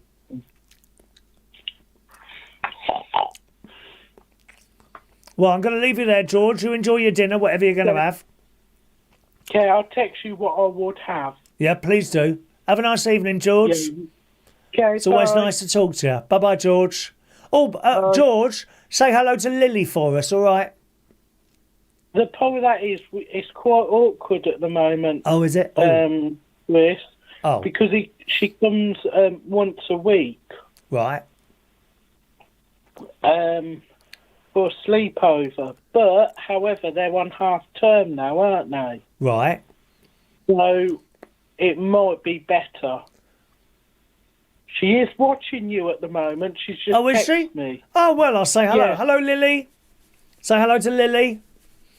My little Yeah. friend, Lily. Hi, Lily. All right, George, enjoy your dinner. Ta-ra now. Okay. Bye now. Bye. There's our George. Oh, calls in every week. It's always nice to talk to George there. Thank you, George. Simon, thank you very much for that message. I can see it, neither can anyone else.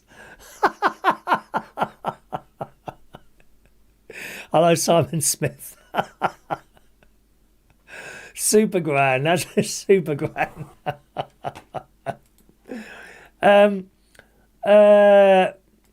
Where were we? Paul in Ashford says he drove to Amsterdam last week for 2 days, passed through the Netherlands, Belgium and France. Holland, unleaded in Holland is now £2.03 a litre. You know, so do remember that, gang. It's not just us. I'm just as guilty as other people for always saying we're ripped off left, right and centre in this country, and I still think we are. But with the petrol thing, this is all over. £2.03 a litre in Amsterdam for petrol. Shocking, isn't it? And Paul says the power cuts in the 70s were secondary strikes to support the coal strike. That's why unions had to be broken, and I'm glad they were.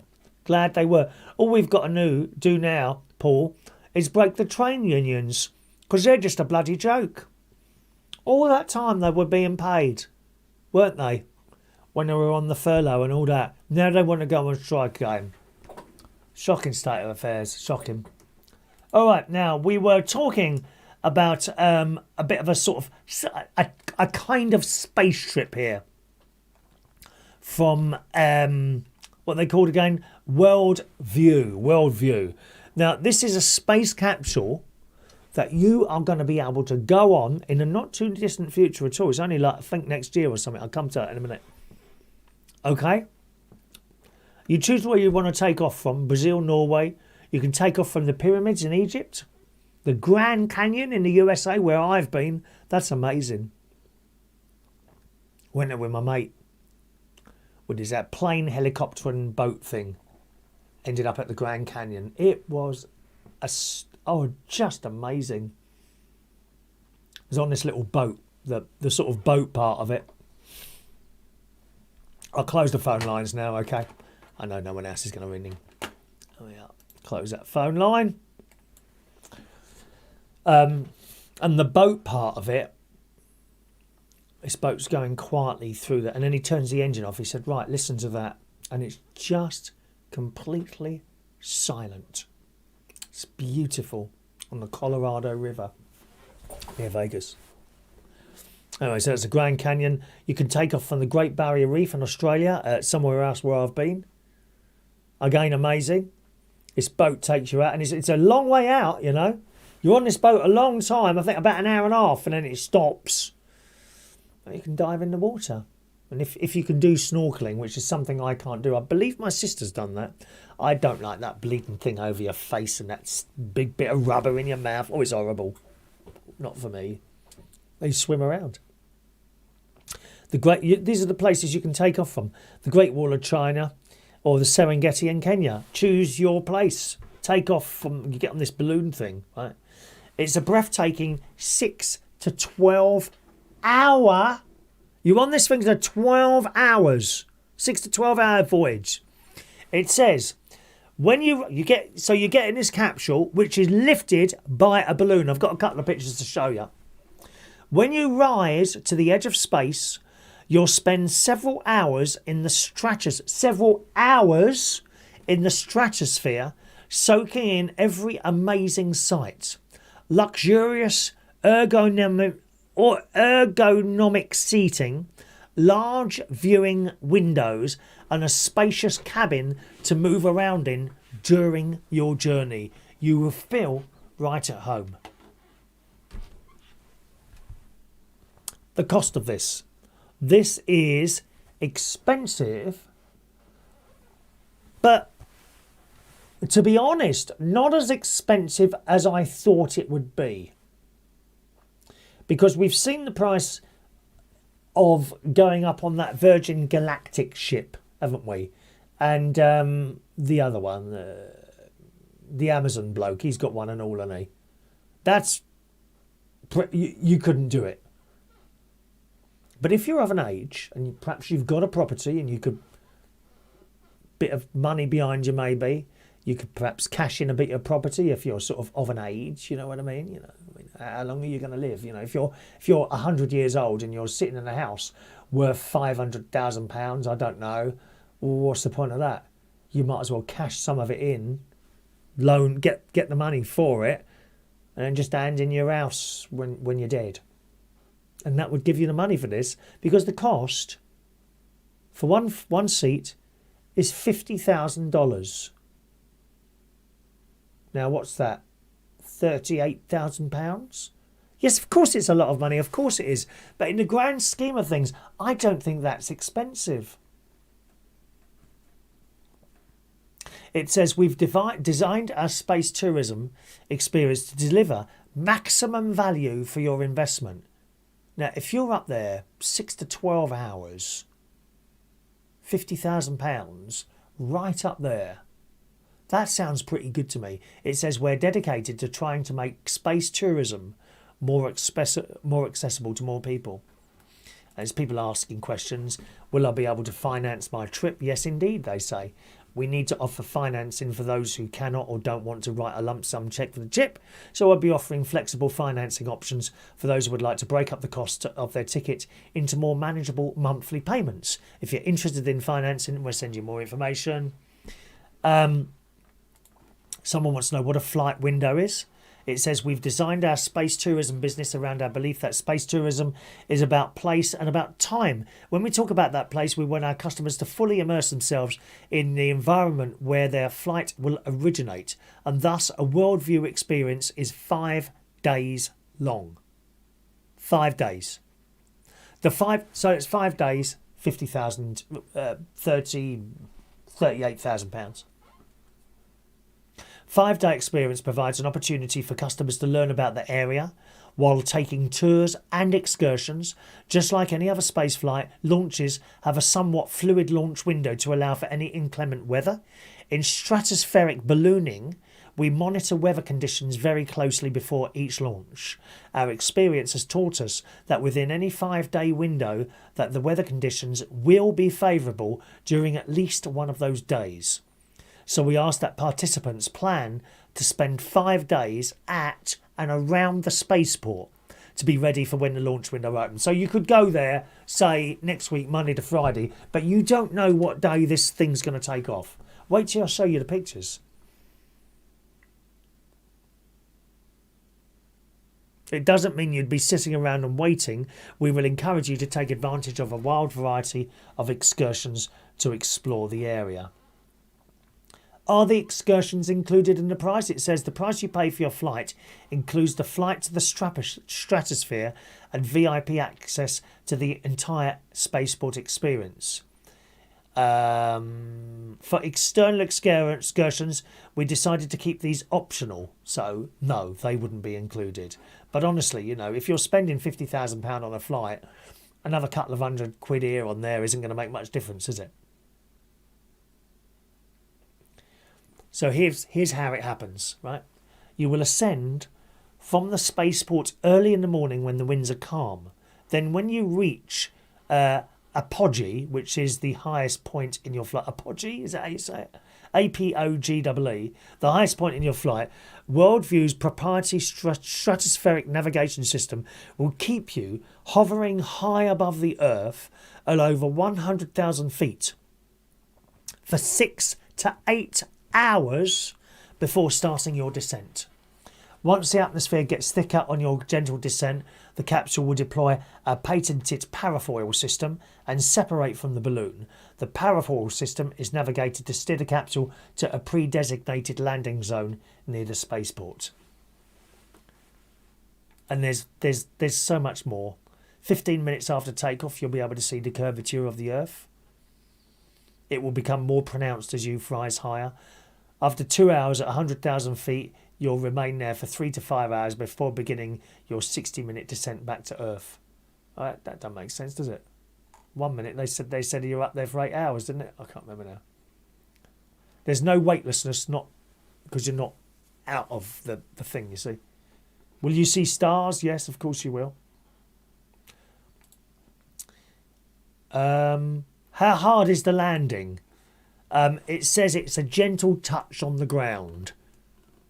Okay, a gentle touch on the ground. So we say, is it safe? Remember, it's a balloon taking you up there.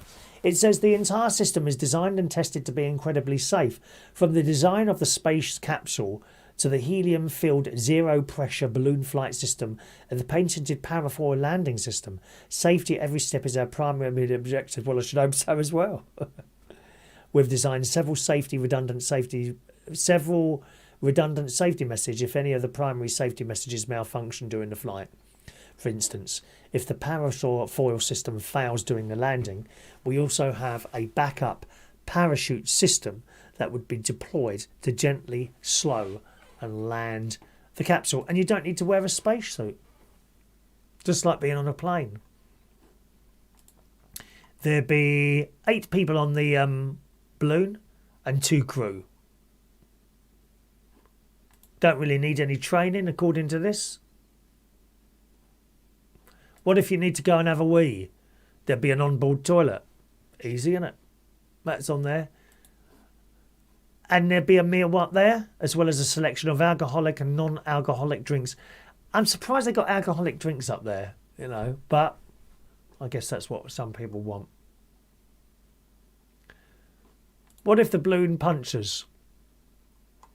It says, zero pressure balloons, which is what this is, are made of thin plastic film, polythene, polyethylene, which is about the thickness of a plastic sandwich wrap. That's how thick the balloon is. Blimey. They're unique. They have escape ducts to normalise the pressure in the balloon. Additionally, the balloons have a valve at the top that can open and close to allow helium to leave the balloon. These openings allow gas to escape and prevent the pressure inside the balloon from building up during gas expansion as the balloon rises above the Earth. As the balloon rises, the Earth atmosphere, helium in the balloon expands and fills the balloon to a size that's big enough to fit an entire football stadium in it. Fascinating. There's loads more on that, you know, but we're stopped there. Is that something you'd want to do, I wonder? Here's the pictures of it, right? Check this out. Look. So that's what you'll be in. 1, 2, 3, 4, 5, 6. You see the big windows around the side there. And I assume that's a window at the top there. I don't know. And that's the balloon that will lift you up. Can you see how small you are? Isn't that just amazing? Is that something you'd do? Would you want to go up in that? Look at what you can see. I'm amazed by that. Absolutely amazed.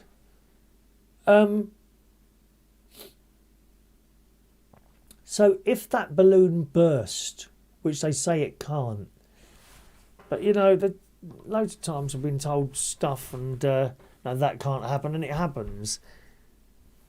Does it just kind of float down and with its para something, was it say para flight system or something like that?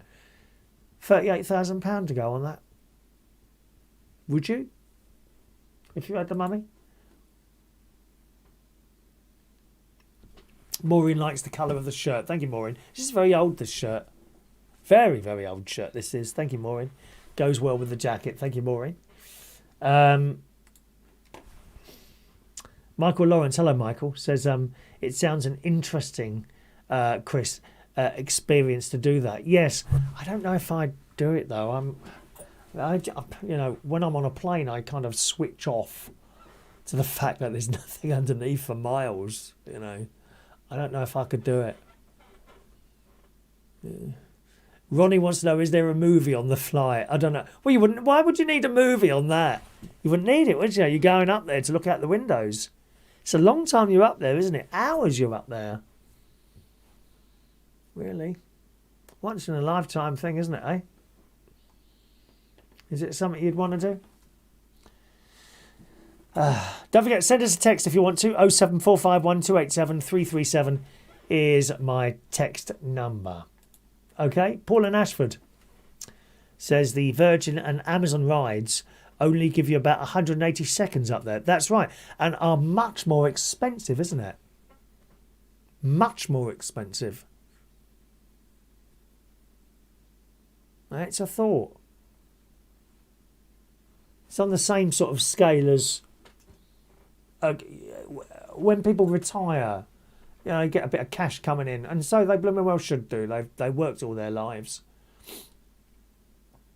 It amazes me, these people. They're old, therefore they got loads of money. It's not fair. What do you mean it's not fair? They've been working all their bleeding lives for that money. Shut your mouth and get a job then. If you don't like it, can't get a job. Make me laugh, people. So retired people, they get a bit of cash coming in, don't they? And they go on a cruise.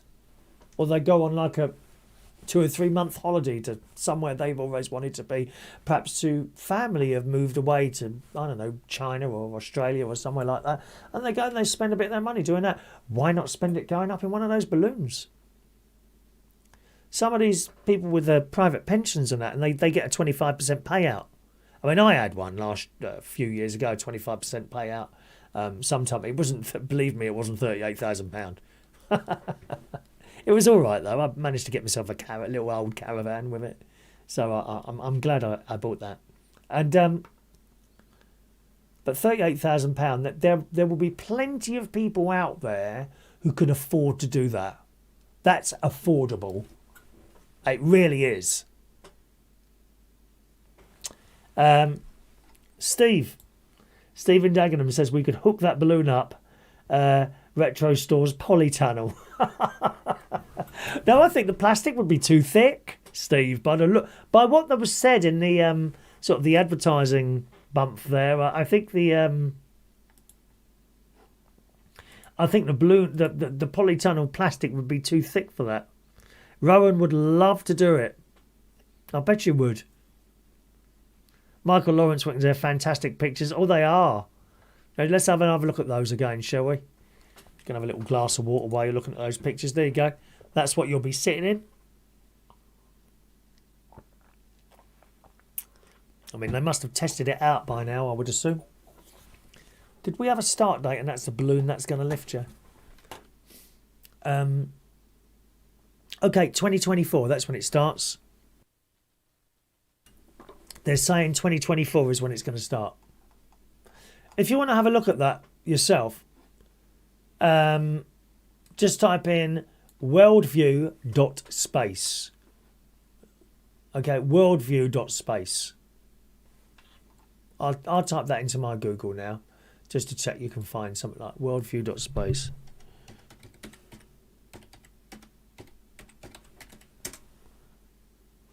That's come up all right. Worldview.space. Hang on. Reserve flight has come up. There we are. There you go. Just type in worldview.space, and there's much, much more rather than just the little bits and pieces I've told you about, including a little button that says reserve your flights. I'd be very interested if you was to click that button. Okay, let me know if you do that. All right, what's the time? Oh, it's 25 to 10 already. Look at the time. It's gone quick tonight, hasn't it? Have they got an Asda out there, says Dan Woodhouse. No, I don't think it'd be suitable for you, Dan. Really. It wouldn't be suitable. You'd get your anxiety in there, dear. Not you, dear. But besides, there's no girls there, Dan. So you'll be wasting your efforts, my love. I heard that because there had been so many girls at the pub last week, that's why you turned up last week. Is this correct? A little birdie tells me, Dan. Right. £4 for a wedding dinner. I kid you not. No, I don't have a problem with this, to be honest. Where's the story gone now? It's here somewhere. 1 minute. £4 for a wedding dinner. Where is that? Oh, here we go. Okay, this was in the Daily Star a couple of weeks ago. 25th of May, so about a week ago. What do you think they had at Brooklyn Beckham and Nicola's dinner for their wedding guests? Any ideas? This was in a Daily Star.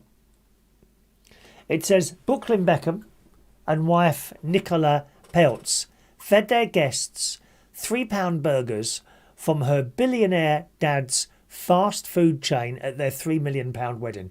£3 million that wedding cost. I won't be spending that on you, by the way. Or maybe I will. The couple presented partygoers at their reception with the options of cheeseburgers, fries and chicken nuggets from a Wendy's food truck, which Brooklyn boasted was his perfect idea. Now, you see, I don't have a problem with that. You know, you go to some of these, and I've been to some posh weddings, not recently. When I used to do the DJing at weddings and things like that, generally the DJ would get a meal thrown in some sort of form or another. It might be like a help yourself buffet type thing, or it might be a sit down meal. And you can spend an awful lot of money on a wedding meal to look good that some people don't like. I like basic family foods. Of course, the vegetarian side of it, but if I said to you sausage and chips, burger and chips, tomato soup, steak and kidney pie, you get the general idea of the sort of stuff I like, don't you? It's not to say that everyone likes it, but you go to some of these weddings and they posh it up to the point where you look at this, oh, what is that? You know what I mean? It's all very well to have this tiny little piece of food, you know, one prawn decorated with all sorts of things on a great big plate. Does it fill you up, though? I don't think it does. My aunt had the right idea, Auntie Renee, when my uncle, Uncle Michael, died some years ago now. He was my mum's brother. And we had the funeral at Westminster, at St George's Cathedral, because that's their local church in Southwark. And afterwards we all went to this hall, and the caterers, she'd done, I can't remember, what home style food for dinner. And it was, I likened it to being at a school dinner. It was wonderful. They had these big things of pies, and, you know, the pie had been cut. What can I get you? Pie, please. Yeah, we come to, and some potato there, like that. Some vegetables or beans and gravy. I can't remember what, there's a word for it, home style food or something like that. I can't remember what it's called now. It was, and the puddings, sticky toffee pudding. Pudding with the treacle on the top, treacle sponge pudding. Wonderful. Why not? Why have you got to posh everything up? Especially if you're not like that. I'm not like that. If I was to have a wedding, I wouldn't have eaten posh food out anywhere, you know. I'd have the local scout group come and cook. That's what I had at my wedding. Nothing wrong with that. That was more of a buffet type thing, you know, sandwiches. There's so many different ways of doing food at weddings and things like that. But Brooklyn Beverly, just because they got all that money, doesn't mean they like to have ponched up food. I think it's horrible stuff. I mean, George, if you're still watching, you know, I bet given the choice of having some sort of prawn cheesecake or something like that, or fish fingers and beans, I think I know what you prefer. Because I certainly would prefer the fish fingers and beans rather than the poncy stuff. And it costs a fortune, this stuff. Why? So it looks good in front of a few friends? No! Do what you want. And if they don't like it, bye. Why should you have to put on a blooming show for everyone else? Anyway, Brooklyn and Nicola, I gave them burgers and chips. The couple presented partygoers with options: cheeseburgers, fries, chicken nuggets from a Wendy's food truck, which Brooklyn-based was his perfect idea. I think that's fantastic. Why not? Why not? The pair munched food alongside celebrity guest friends, including Gordon Ramsay. I bet he had something to say. Oh, dear.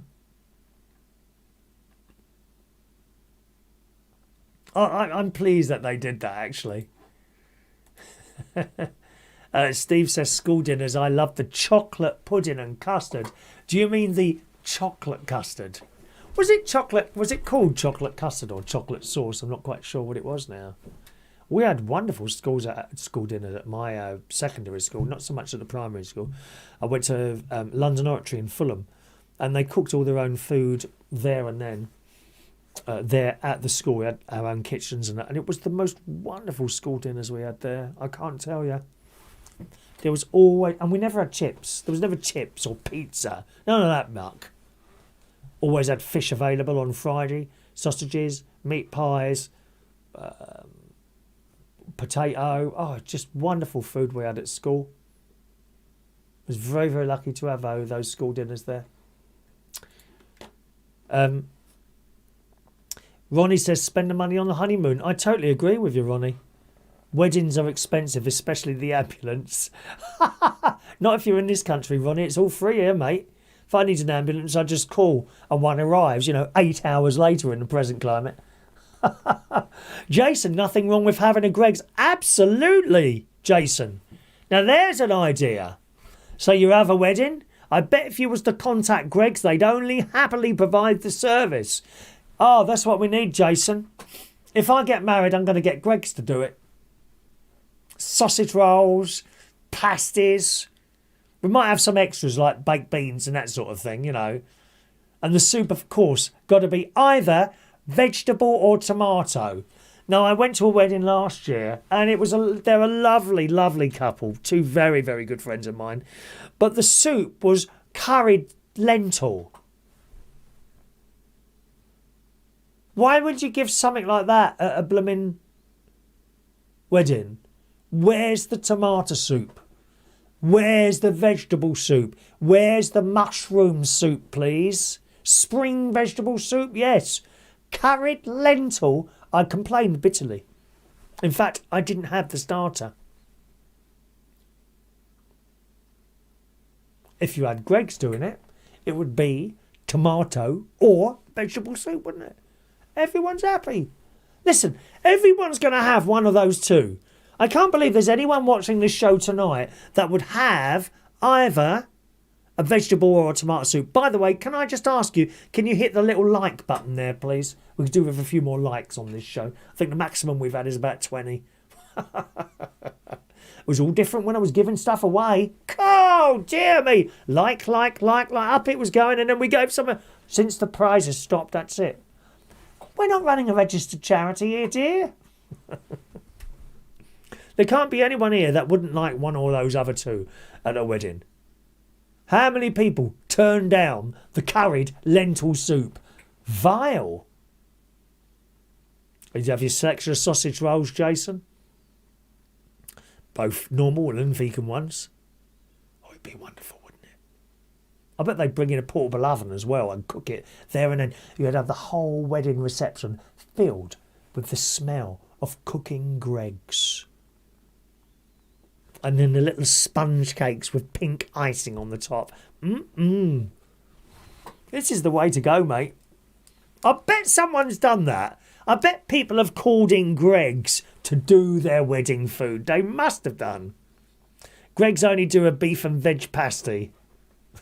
They do, excuse me, they do a vegan one as well, if you don't mind me correcting you there. Homemade wine is always special. Have you done that, Ronnie? My uncle used to make his own beer. I never tried it, but it was really strong stuff.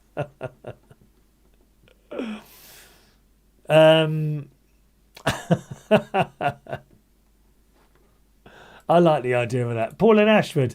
Curried lentil. Boy, that would keep you regular. Sounds vile, doesn't it? Well, I don't know what it would tasted like because I didn't have it. No, thank you. They spent a lot of money on that wedding. And again, you know, why should you spend money on a wedding to give people a show? It's your wedding. You have blooming Greggs serving your food if you want. Like I say, at my wedding, we hired a scout hut. We had the scout master and his missus did the catering,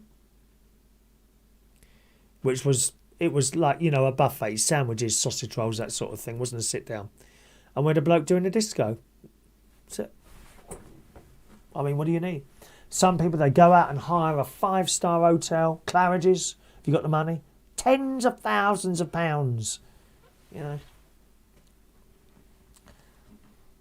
£250 per head for the meal. They're crazy people. They just want to show. Good. Let's move on. Beautiful coffins. I want to show you some of these coffins here. Now, the story is very sad, which you saw on the news this week. Another school shooting in America. Terrible. Really, really terrible. But a coffin maker has donated beautiful coffins. And of course, you should never need them, coffins for children. But they've created coffins, which I'll show you a couple of them in a moment. I don't understand that whole thing going in a school and shooting children. There's some very, very crazy people out there. Different thing if it's a war, of course, or something like that, you know. But to go into a school and shoot children, completely beyond me why someone would do that. And it seems to happen in America time and time again, doesn't it? Anyway, the story in the Daily Mail. Customised caskets, coffins, bearing images of dinosaurs, llamas, slime, the TikTok logo, basketballs, musical notes and pickles have been delivered to Uvalde as the tragic task of burying the dead from last week's school shooting begins. The coffins have been made by a Texas businessman, Trey Gainham, whose company Soulshine Industries specialises in personalised caskets. He normally charges £3,400 for the caskets. Now, if you've ever booked a funeral, you'll know they are expensive. Okay, they are thousands of pounds to have a funeral. So £3,400 is probably around about the same price as you pay for a normal box, you know. Anyway, he normally charges £3,400 for these caskets, but has donated them all, off his own back, to the 19 children and 2 teachers murdered at the Robb Elementary School on May the 24th. Now, of course, doesn't make it any better, but if you have a child passes away, let's kind of move away from the shooting thing. If you're unlucky enough And you and the child have got to be very unlucky for the child to go before you, I think. And you can have something a little bit more childlike compared to sort of a normal funeral. I think it's quite a nice idea. Anyway, this bloke's donated them. These are just a couple of the pictures here. Look at that. Oh, sorry. Look at that. You can see the TikTok logo and can't quite see the front there. And there's another one there. Looks like a clock at the top there, doesn't it? I've only got 2 pictures to show you, I think, of that. There weren't many others available. Maybe they wanted it like that. But that's what he makes. It sounds funny to say, isn't that a wonderful thing to sort of bury a child in? But of course that just doesn't sound right, does it? But you see where I'm coming from. I think that's a lovely idea, really. If your child is unlucky enough to pass away. Anyway, on that same sort of thing, is there something that you might want a little bit different on your coffin? I'd quite like a Union Jack on mine, same as, you know, the Union Jack. I'd quite like that. I don't know if they allow that. Some of the cemeteries are very particular about what you can and can't do on the graves. I think we've seen stories before of people, again, children again, who have died and families have gone and put all sorts of little things up there, perhaps fairies and Disney characters and stuff like that, only to be told that they've got to move it because it's not in keeping with the cemetery. And I do see both sides to that story. You know, on one hand, you know, you want your child to be, you want something to say that, yes, my child is there. And on the other hand, yeah, I do kind of get the cemetery thing, and well, everything should look the same. But, you know, is there anything that you'd like sort of on your coffin? I know one or two of you have already planned your funeral. I'd quite like a Union flag coffin, I would. The whole thing, you know, not just a little flag on the top, rather than wood, like a Union Jack coffin. I think I'd quite like something like that. What about you? Would you like anything like that at all? Terrible story there. Just popping back to the last story there. Ronnie says, my buddy had a Subway sandwiches for his wedding meal. It was great. Yeah, why not? I'm a bit of a fan of Subway. I quite like Subway. Some people don't like. I love the smell. You know that smell. There's a certain smell that comes from Subway shops, isn't there? Obviously cooking the bread and all that. I always have a foot long one, Ronnie. No point in having a small one, is there? What's the point? What's the point of that? 2 bites and the damn thing's gone, isn't it? Actually, I haven't had Subway for ages. I must have another one of those soon. They're not cheaper either anymore, are they? Hey. Right. What is it? Well, 7 minutes to 10 already. It's gone quick tonight, hasn't it? Someone's eating rubbish. I kid you not. Another story here. Someone is eating the rubbish. This appeared in the Sun today. A nightmare neighbour has been terrorising his block of flats by stealing rubbish and eating it. Well, I wish someone would do that round here. I wouldn't have to pick it up then. Would I? They've been stealing rubbish and eating it, leaving piles of rubbish to build up. Residents living in the same high-rise flats in Sheffield claim that the man drags black bags into the hallway before ripping into them, leaving the remnants for them to clear up. Oh, he must be poor. They've slammed authorities, saying that nothing is being done to help the situation, which has been going on for more than a year. Well, I would imagine it's difficult to catch someone doing that, wouldn't it? People always blame the authorities. Oh, it's the council's fault. It's the council's fault that there's rubbish on the ground. No, it's not. It's the person's fault who dropped the damn piece of rubbish in the first place. Why is it the council's fault? And no one will pick anything up, will they? Oh, it ain't mine. I ain't picking it up. Oh, what a great attitude that is to have. Sadly, the attitude that most people have, isn't it? I ain't picking that up. It ain't mine. Why should I pick it up?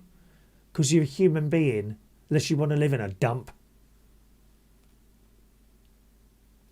It says, When the other neighbours approach the man while he's ripping the bags, they claim he becomes aggressive and verbally abusive. One resident told The Star, at the present moment, no agency appears to be prepared to take any responsibility for what is clearly a danger to his own health. And that of local residents. Oh my God, he frequently vomits back up what he ingests, which is then left behind along with the scattered contents of bags of rubbish in the entrance lobbies of the flats for the residents to clean up the foreign next day. Oh, he must have something wrong in it. The authorities said, we know that mental health and social services in Sheffield are overwhelmed, but are we as society seriously reduced to ignoring the dangerous behaviour of the clearly challenged young man eating discarded food from his waste bins? Isn't that terrible? And of course they're attracting rats. All this rubbish is attracting rats. I know there's people that here in London, just down the road in London, and they know. I remember seeing a programme on this some years ago now. They used to go around the big bins, paladins, outside round the back of supermarkets and cafes and places like that. And they'd know to go round there, say the shop closed at 9, they'd go round there at 10 o'clock, open the bins, and in there would be packaged sandwiches and stuff that they hadn't sold, which they literally threw away. What a terrible waste. I hate wasted food. Hate it. I go mad at my mate. I piss him off when he so much as leaves one chip on the plate. Because let me tell you, as my sister, anyone who's ever given me a meal or come out with me for a meal before, anyone will tell you, I leave nothing, ever. It's extremely rare for me to leave any food anywhere. Never do it. I never ever leave food. And some people, they seem to need to leave a bit of food on their plate for some reason. Even so, if I make someone a meal, even so much, a couple of chips or a few peas on the side, well, why haven't you eaten those? That's had to be grown. Someone's picked it. Someone's cooked it. What, for you to throw it in the bin? So I reduce the amount that I give them now. Is that all I'm having? Well, you left half of it last time, mate. I cannot bear food waste.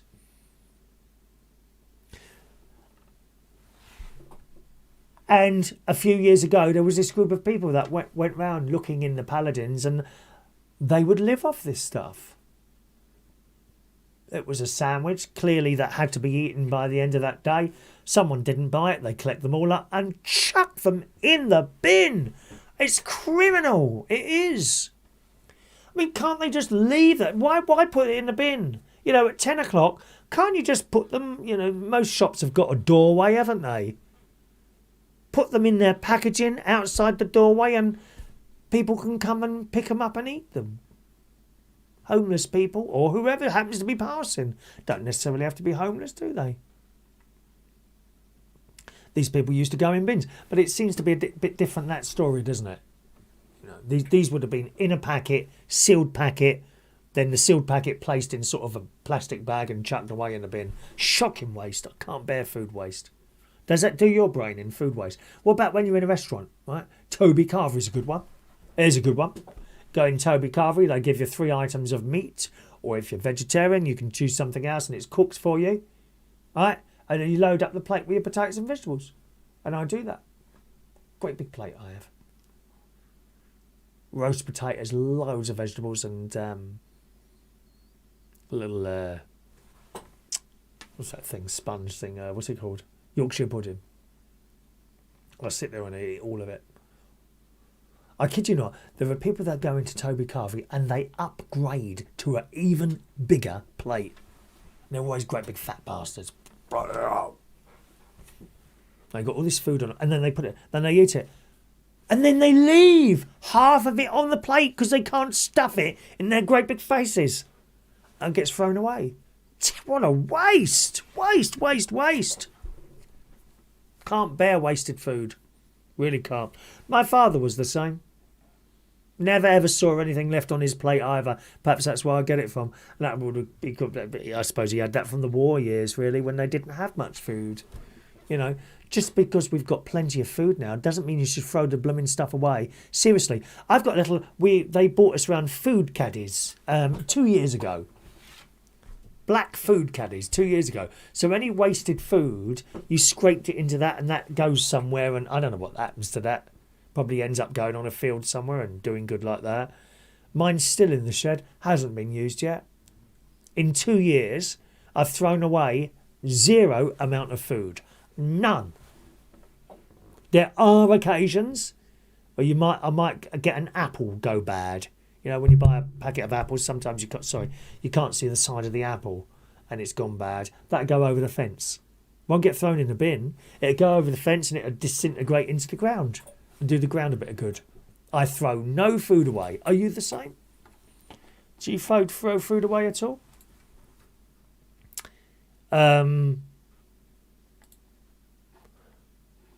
Paul in Ashford said, refuelling at a BP station with a food shop attached but closed, and the assistant was giving away the jam donuts instead of throwing them away. Fantastic. And so they should. It should be illegal to throw away food that you haven't sold. Give it away. Do something with it. And before you say, we should package it up and send it to Africa or somewhere like that, that wouldn't work because it'd be off by the time it got there. But it's all right the next day, for God's sake. How many times you've got something in the fridge and, it's like 4 days over date, and then you open it, there's nothing wrong with it. And all those sandwiches and that, they're kept in those cold cupboards, aren't they? Whatever they're called, the cold cabinets in the shops and supermarkets and the BP garages, as Paul said. Well, I'm glad he was giving away the Jane donuts. Anything shouldn't be thrown away. Food of any sort, whether it's a 10-ounce blooming top class steak or a donut, give it away. Rowan says the price of food now, I can't imagine people being so casual with tossing it out, but I'm sure some of them don't care. Oh no, they're all the same. They're all the same. Ronnie says, only leave it if it's inedible. People starving. I cannot toss food either, Chris. It's terrible, Ronnie. Michael Lawrence says the big supermarkets are the same. What, chucking away food when it's out of date? Yes, they are. This is what some of those groups of people used to go around to big supermarkets in the bins. So what did they do? They locked the bins up so that people couldn't get at it. It's ridiculous. Ridiculous.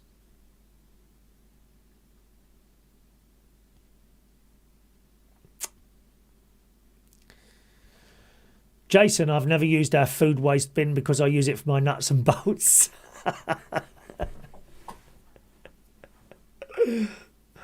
Yeah.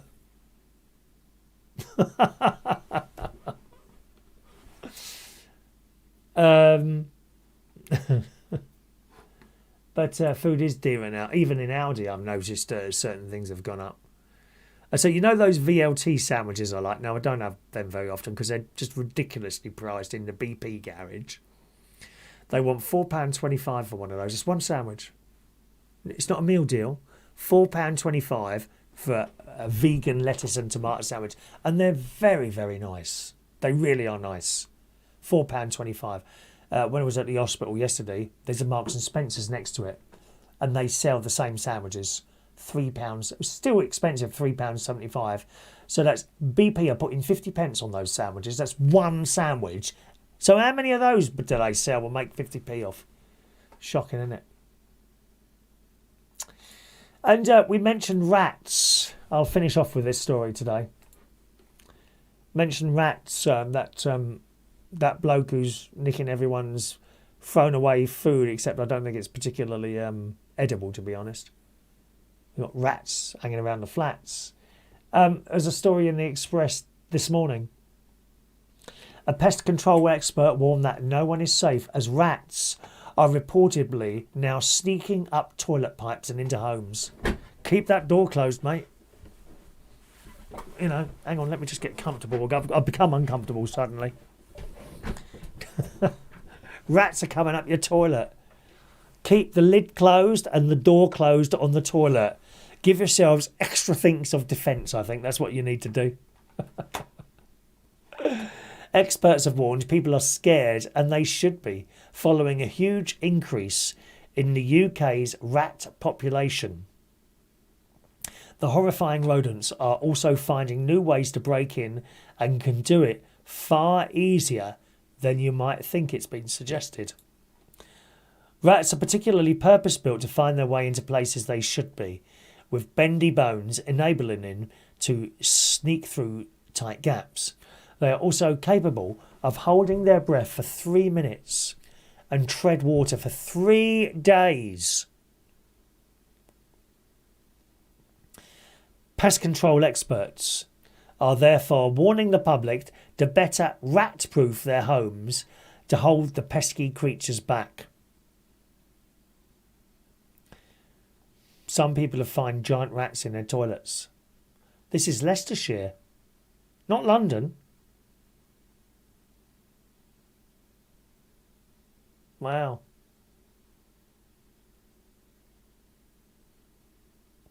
The number of rats has been increased by 25% each year over the pandemic. You can get rat gates for water pipes. These used to be used in very rural areas, such as near canals, but we are now recommending them even in built-up housing areas. There are ways of pest-proofing your homes, it says here, but it doesn't say what to do. Well, you can start by putting the lid down on the toilet, can't you? Put the lid down on the toilet and close the toilet door as well. At least, with any luck, you'll hear them before they come up the stairs and start eating you. I don't want to be eaten by a rat. Brew a bit Rickshaw, good evening to you, sir. Says definitely a reason to keep your toilet seat down. I think it is. That's what I say to you. Ronnie says, embarrassed to say, don't be embarrassed, Ronnie, it's not your fault. We just got rid of the rats in our house. Full tent, gassed for 3 days. I had fleas once here. And it took me a while to understand how to get rid of them. And I bought special spray from the vets because I had cats at the time. And you sprayed it all around the house and then closed the doors and left the house. This is how strong this stuff was, for 4 hours. So I did it before I went to work. And when I come back, I opened the door. I walked in the room and my God, there was all sorts of dead things on the floor. Spiders, things that you think, where has that come from? Little weevil things. And they never came back after that. But I tried all sorts of things before. I tried this like powder stuff that you just shake on the carpet. That was useless. Absolutely useless stuff. I had to go to the vets and get special stuff for that. Brew a bit Rickshaw says, I definitely don't follow sell by or use by dates or check the food. You know if it's off.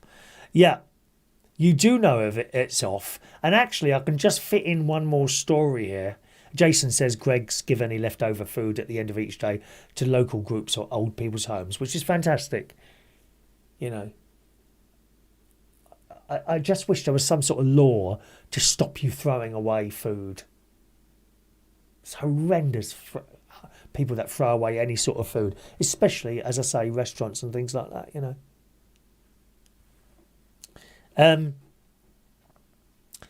Yes, the gone off thing. I will finish with this little story which will amuse you slightly. Some years ago I suffered terribly with constipation. Don't really know why it was. Especially being a vegetarian, they were quite surprised, but they put me on all sorts of stuff, powders and pills, Sarah tablets or something like that. We tried those. The powder was actually quite good, and that was, but it's, you know, you're filling yourself with chemicals, and it did work to a point. But I discovered completely by accident the other day something else, and I was doing myself a pasta dish. Right? And it contained a chopped up pepper, chopped up tomatoes, and a chopped up onion. Those all get fried. I open a can of chopped up tomatoes, put that in a pan, start heating that, along with various spices, thyme, oregano, basil, good load of garlic, and some chili pepper as well. Put all that in there, started stirring it. So I've chopped up the pepper, that's in the frying pan. The mushrooms are in the frying pan. And I peeled the onion, and I found, I wonder if I've got any onions. Oh, there's 3 onions at the back of my cupboard there. They looked all right from the outside. Anyway, I chopped this onion in half, and it didn't smell bad at all. It smelled like a normal onion, except that around the outside, it was a bit brown and kind of not crisp. Do you know what I mean? A little bit flimsy around the outside. Oh, I didn't think anything more of it. I thought, well, if there's anything bad in there, the frying will kill it off. So I'd done this onion. Fried all that until it was slightly brown. Tomato stuff is now bubbling away. The pasta's on as well. Didn't have any pasta, so I used spaghetti. Eventually I tipped that into the tomato sauce stuff. Mixed it all up, then added the pasta, mixed all that up together, kept it going for another few minutes just to keep it warm, and then put it in a dish and served it to myself. Great big bowl, like a huge bowl. Bit of cheese on top, you know, very nice. And after that, I'm sitting there watching the telly, and I was aware my stomach had started to blow up. I thought, oh, it must be the onions. But it blew up so much, it was it was really painful. Anyway, I tried to go to the toilet. It was just normal, really. Anyway, the pain kind of eased. Wasn't painful for very long, but it was clearly gas that wasn't coming out. Anyway, I went to bed for my afternoon nap. I was woken up a couple of times by air leaving my body at the back end. And I thought, oh, I'll go over with my mates tonight. We're going over there with my mates to watch a film. And I'm on my way up there and I thought, oh, my stomach feels a bit funny. And I thought, oh my God, I need to go to the toilet. And I had to divert. And I headed towards this place called South Hill Park. It was Sunday night. And I know that there's a toilet there, so I got there. As I got there, I realised all the lights were off. So that was locked. Fortunately, there's a bit of woods. So I went into these woods, fortunately, and it was still daylight. There were some lads playing football, but they were kind of over there, and I kind of went round the bushes so they couldn't see me. And I went, oh dear. Fortunately, I had some paper in my pocket. And then I carried on walking up to my mate's house. I was sitting there watching the telly. When it came time to leave, I only watched about an hour's worth of, I think, a Bridgerton or a Downton Abbey, one of those two. And I'm just about to get, I said, oh, I'm going to have to use your toilet. He said, oh, no, you're not, are you? I said, yes. And the same thing happened upstairs. So the moral there is, you know, forget all these tablets and powders that the doctor gives you or you can get from the chemist. You spend a small fortune on all this stuff. It's like Gaviscon. Now, I have a spoonful of Gaviscon most nights, which stops any acid coming up. Most nights I'll have a spoonful. I mean, this bloody stuff is £10 a bottle now. The Gaviscon particular one. It's £10.50 a bottle for a small bottle of that now. Right? Now, Boots, Lloyd's, they all do their own brand, but it tastes absolutely vile. I've tried several other brands and they taste like having a mouthful of chemicals. Vile. The Gaviscon one, the mint one, is actually quite pleasant. The trouble is, you pay almost twice as much for the Gaviscon one. You can get an own brand one for like £4. Gaviscon, £10.50. the tablets don't do it for me. I've got to have two spoonfuls sometimes of this stuff, and I have that before I go to bed. You spend all that. You don't need to be spending your money on pills and powders for constipation. What you got to do is, in fact, do it tomorrow. If you suffer from constipation, or you think you might do in the future, if you think you're going, you might have it at like times of the year, like Christmas, when you eat too much, and don't tell me you don't, because I know you do. You sit there, your Christmas dinner, 10 minutes after Christmas dinner, you've got that bleeding tin of chocolates out as well, haven't you? And the next time, oh, I can't go to the toilet.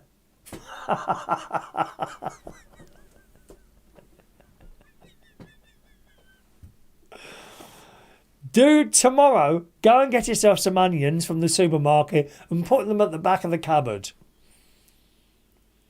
And when you can't go, get one out. Cook it and eat it. I guarantee you, 5 hours later, it'll be pouring out. And you won't be able to stop it, my loves. Hello. Oh, it's Chris. Hello, SCTV fan. I bet Ronnie refuses to use that toilet now. Chris has clogged it up. Chris says, do you think you'd ever get another cat once you slow down and stop partying? I stopped partying some years ago, actually, Chris. Seriously. I still do a couple of little karaoke nights a week, which I thoroughly enjoy doing. How long they last, no one ever knows, I get the impression that's my last job, really. The karaoke nights at Central Station, because nothing else has come. Other people are getting other jobs, and it's just how it is, as you get older, you do get offered less sort of entertainment work type things like that. It's just how it is. I'm very lucky these days that I've got this, we can do this, I can sit here and talk to myself for hours in here if I want to.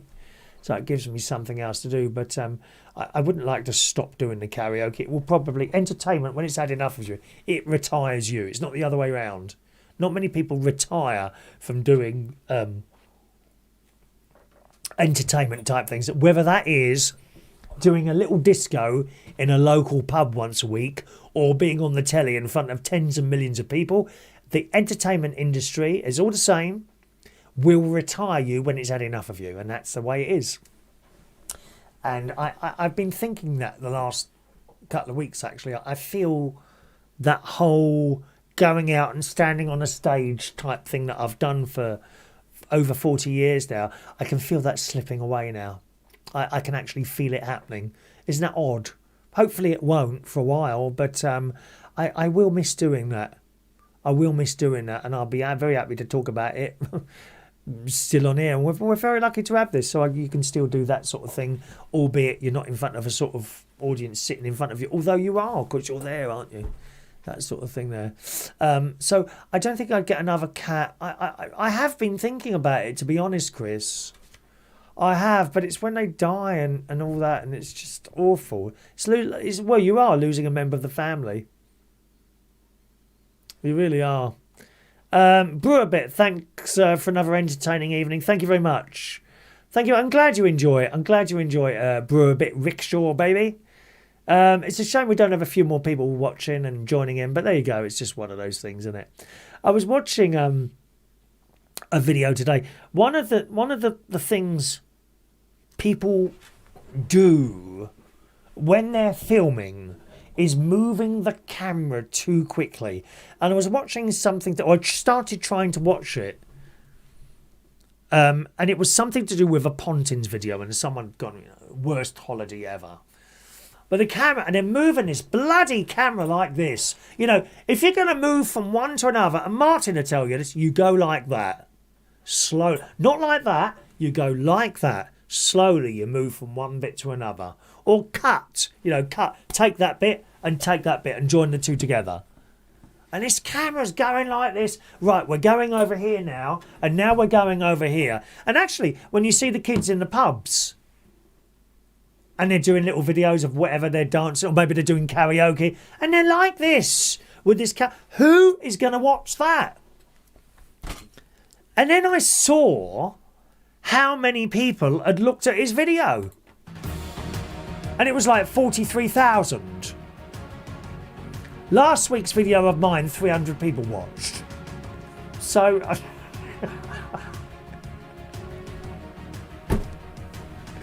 that's how it is. Thanks very much, boys and girls. Ronnie says moving fast makes me dizzy. Yeah, and there's so many of them on the telly. When you open up the YouTube and you see on there the amount of badly videoed stuff that's up there, and there's tens of thousands of views. It don't make sense, does it? Hello to Greg, you joined us really late there, Greg. Evening to you, Greg. We're just finishing here now. Thanks ever so much for joining us on the show today. I'll hopefully be back with you again next Wednesday at 8 o'clock on this channel, boys and girls. Are you around tomorrow morning? Why not join me for my little radio show? That's at just after the 9 o'clock news tomorrow morning at reachonair.com. Enjoy the rest of your evening. Thanks very much for watching and listening. Cheerio now.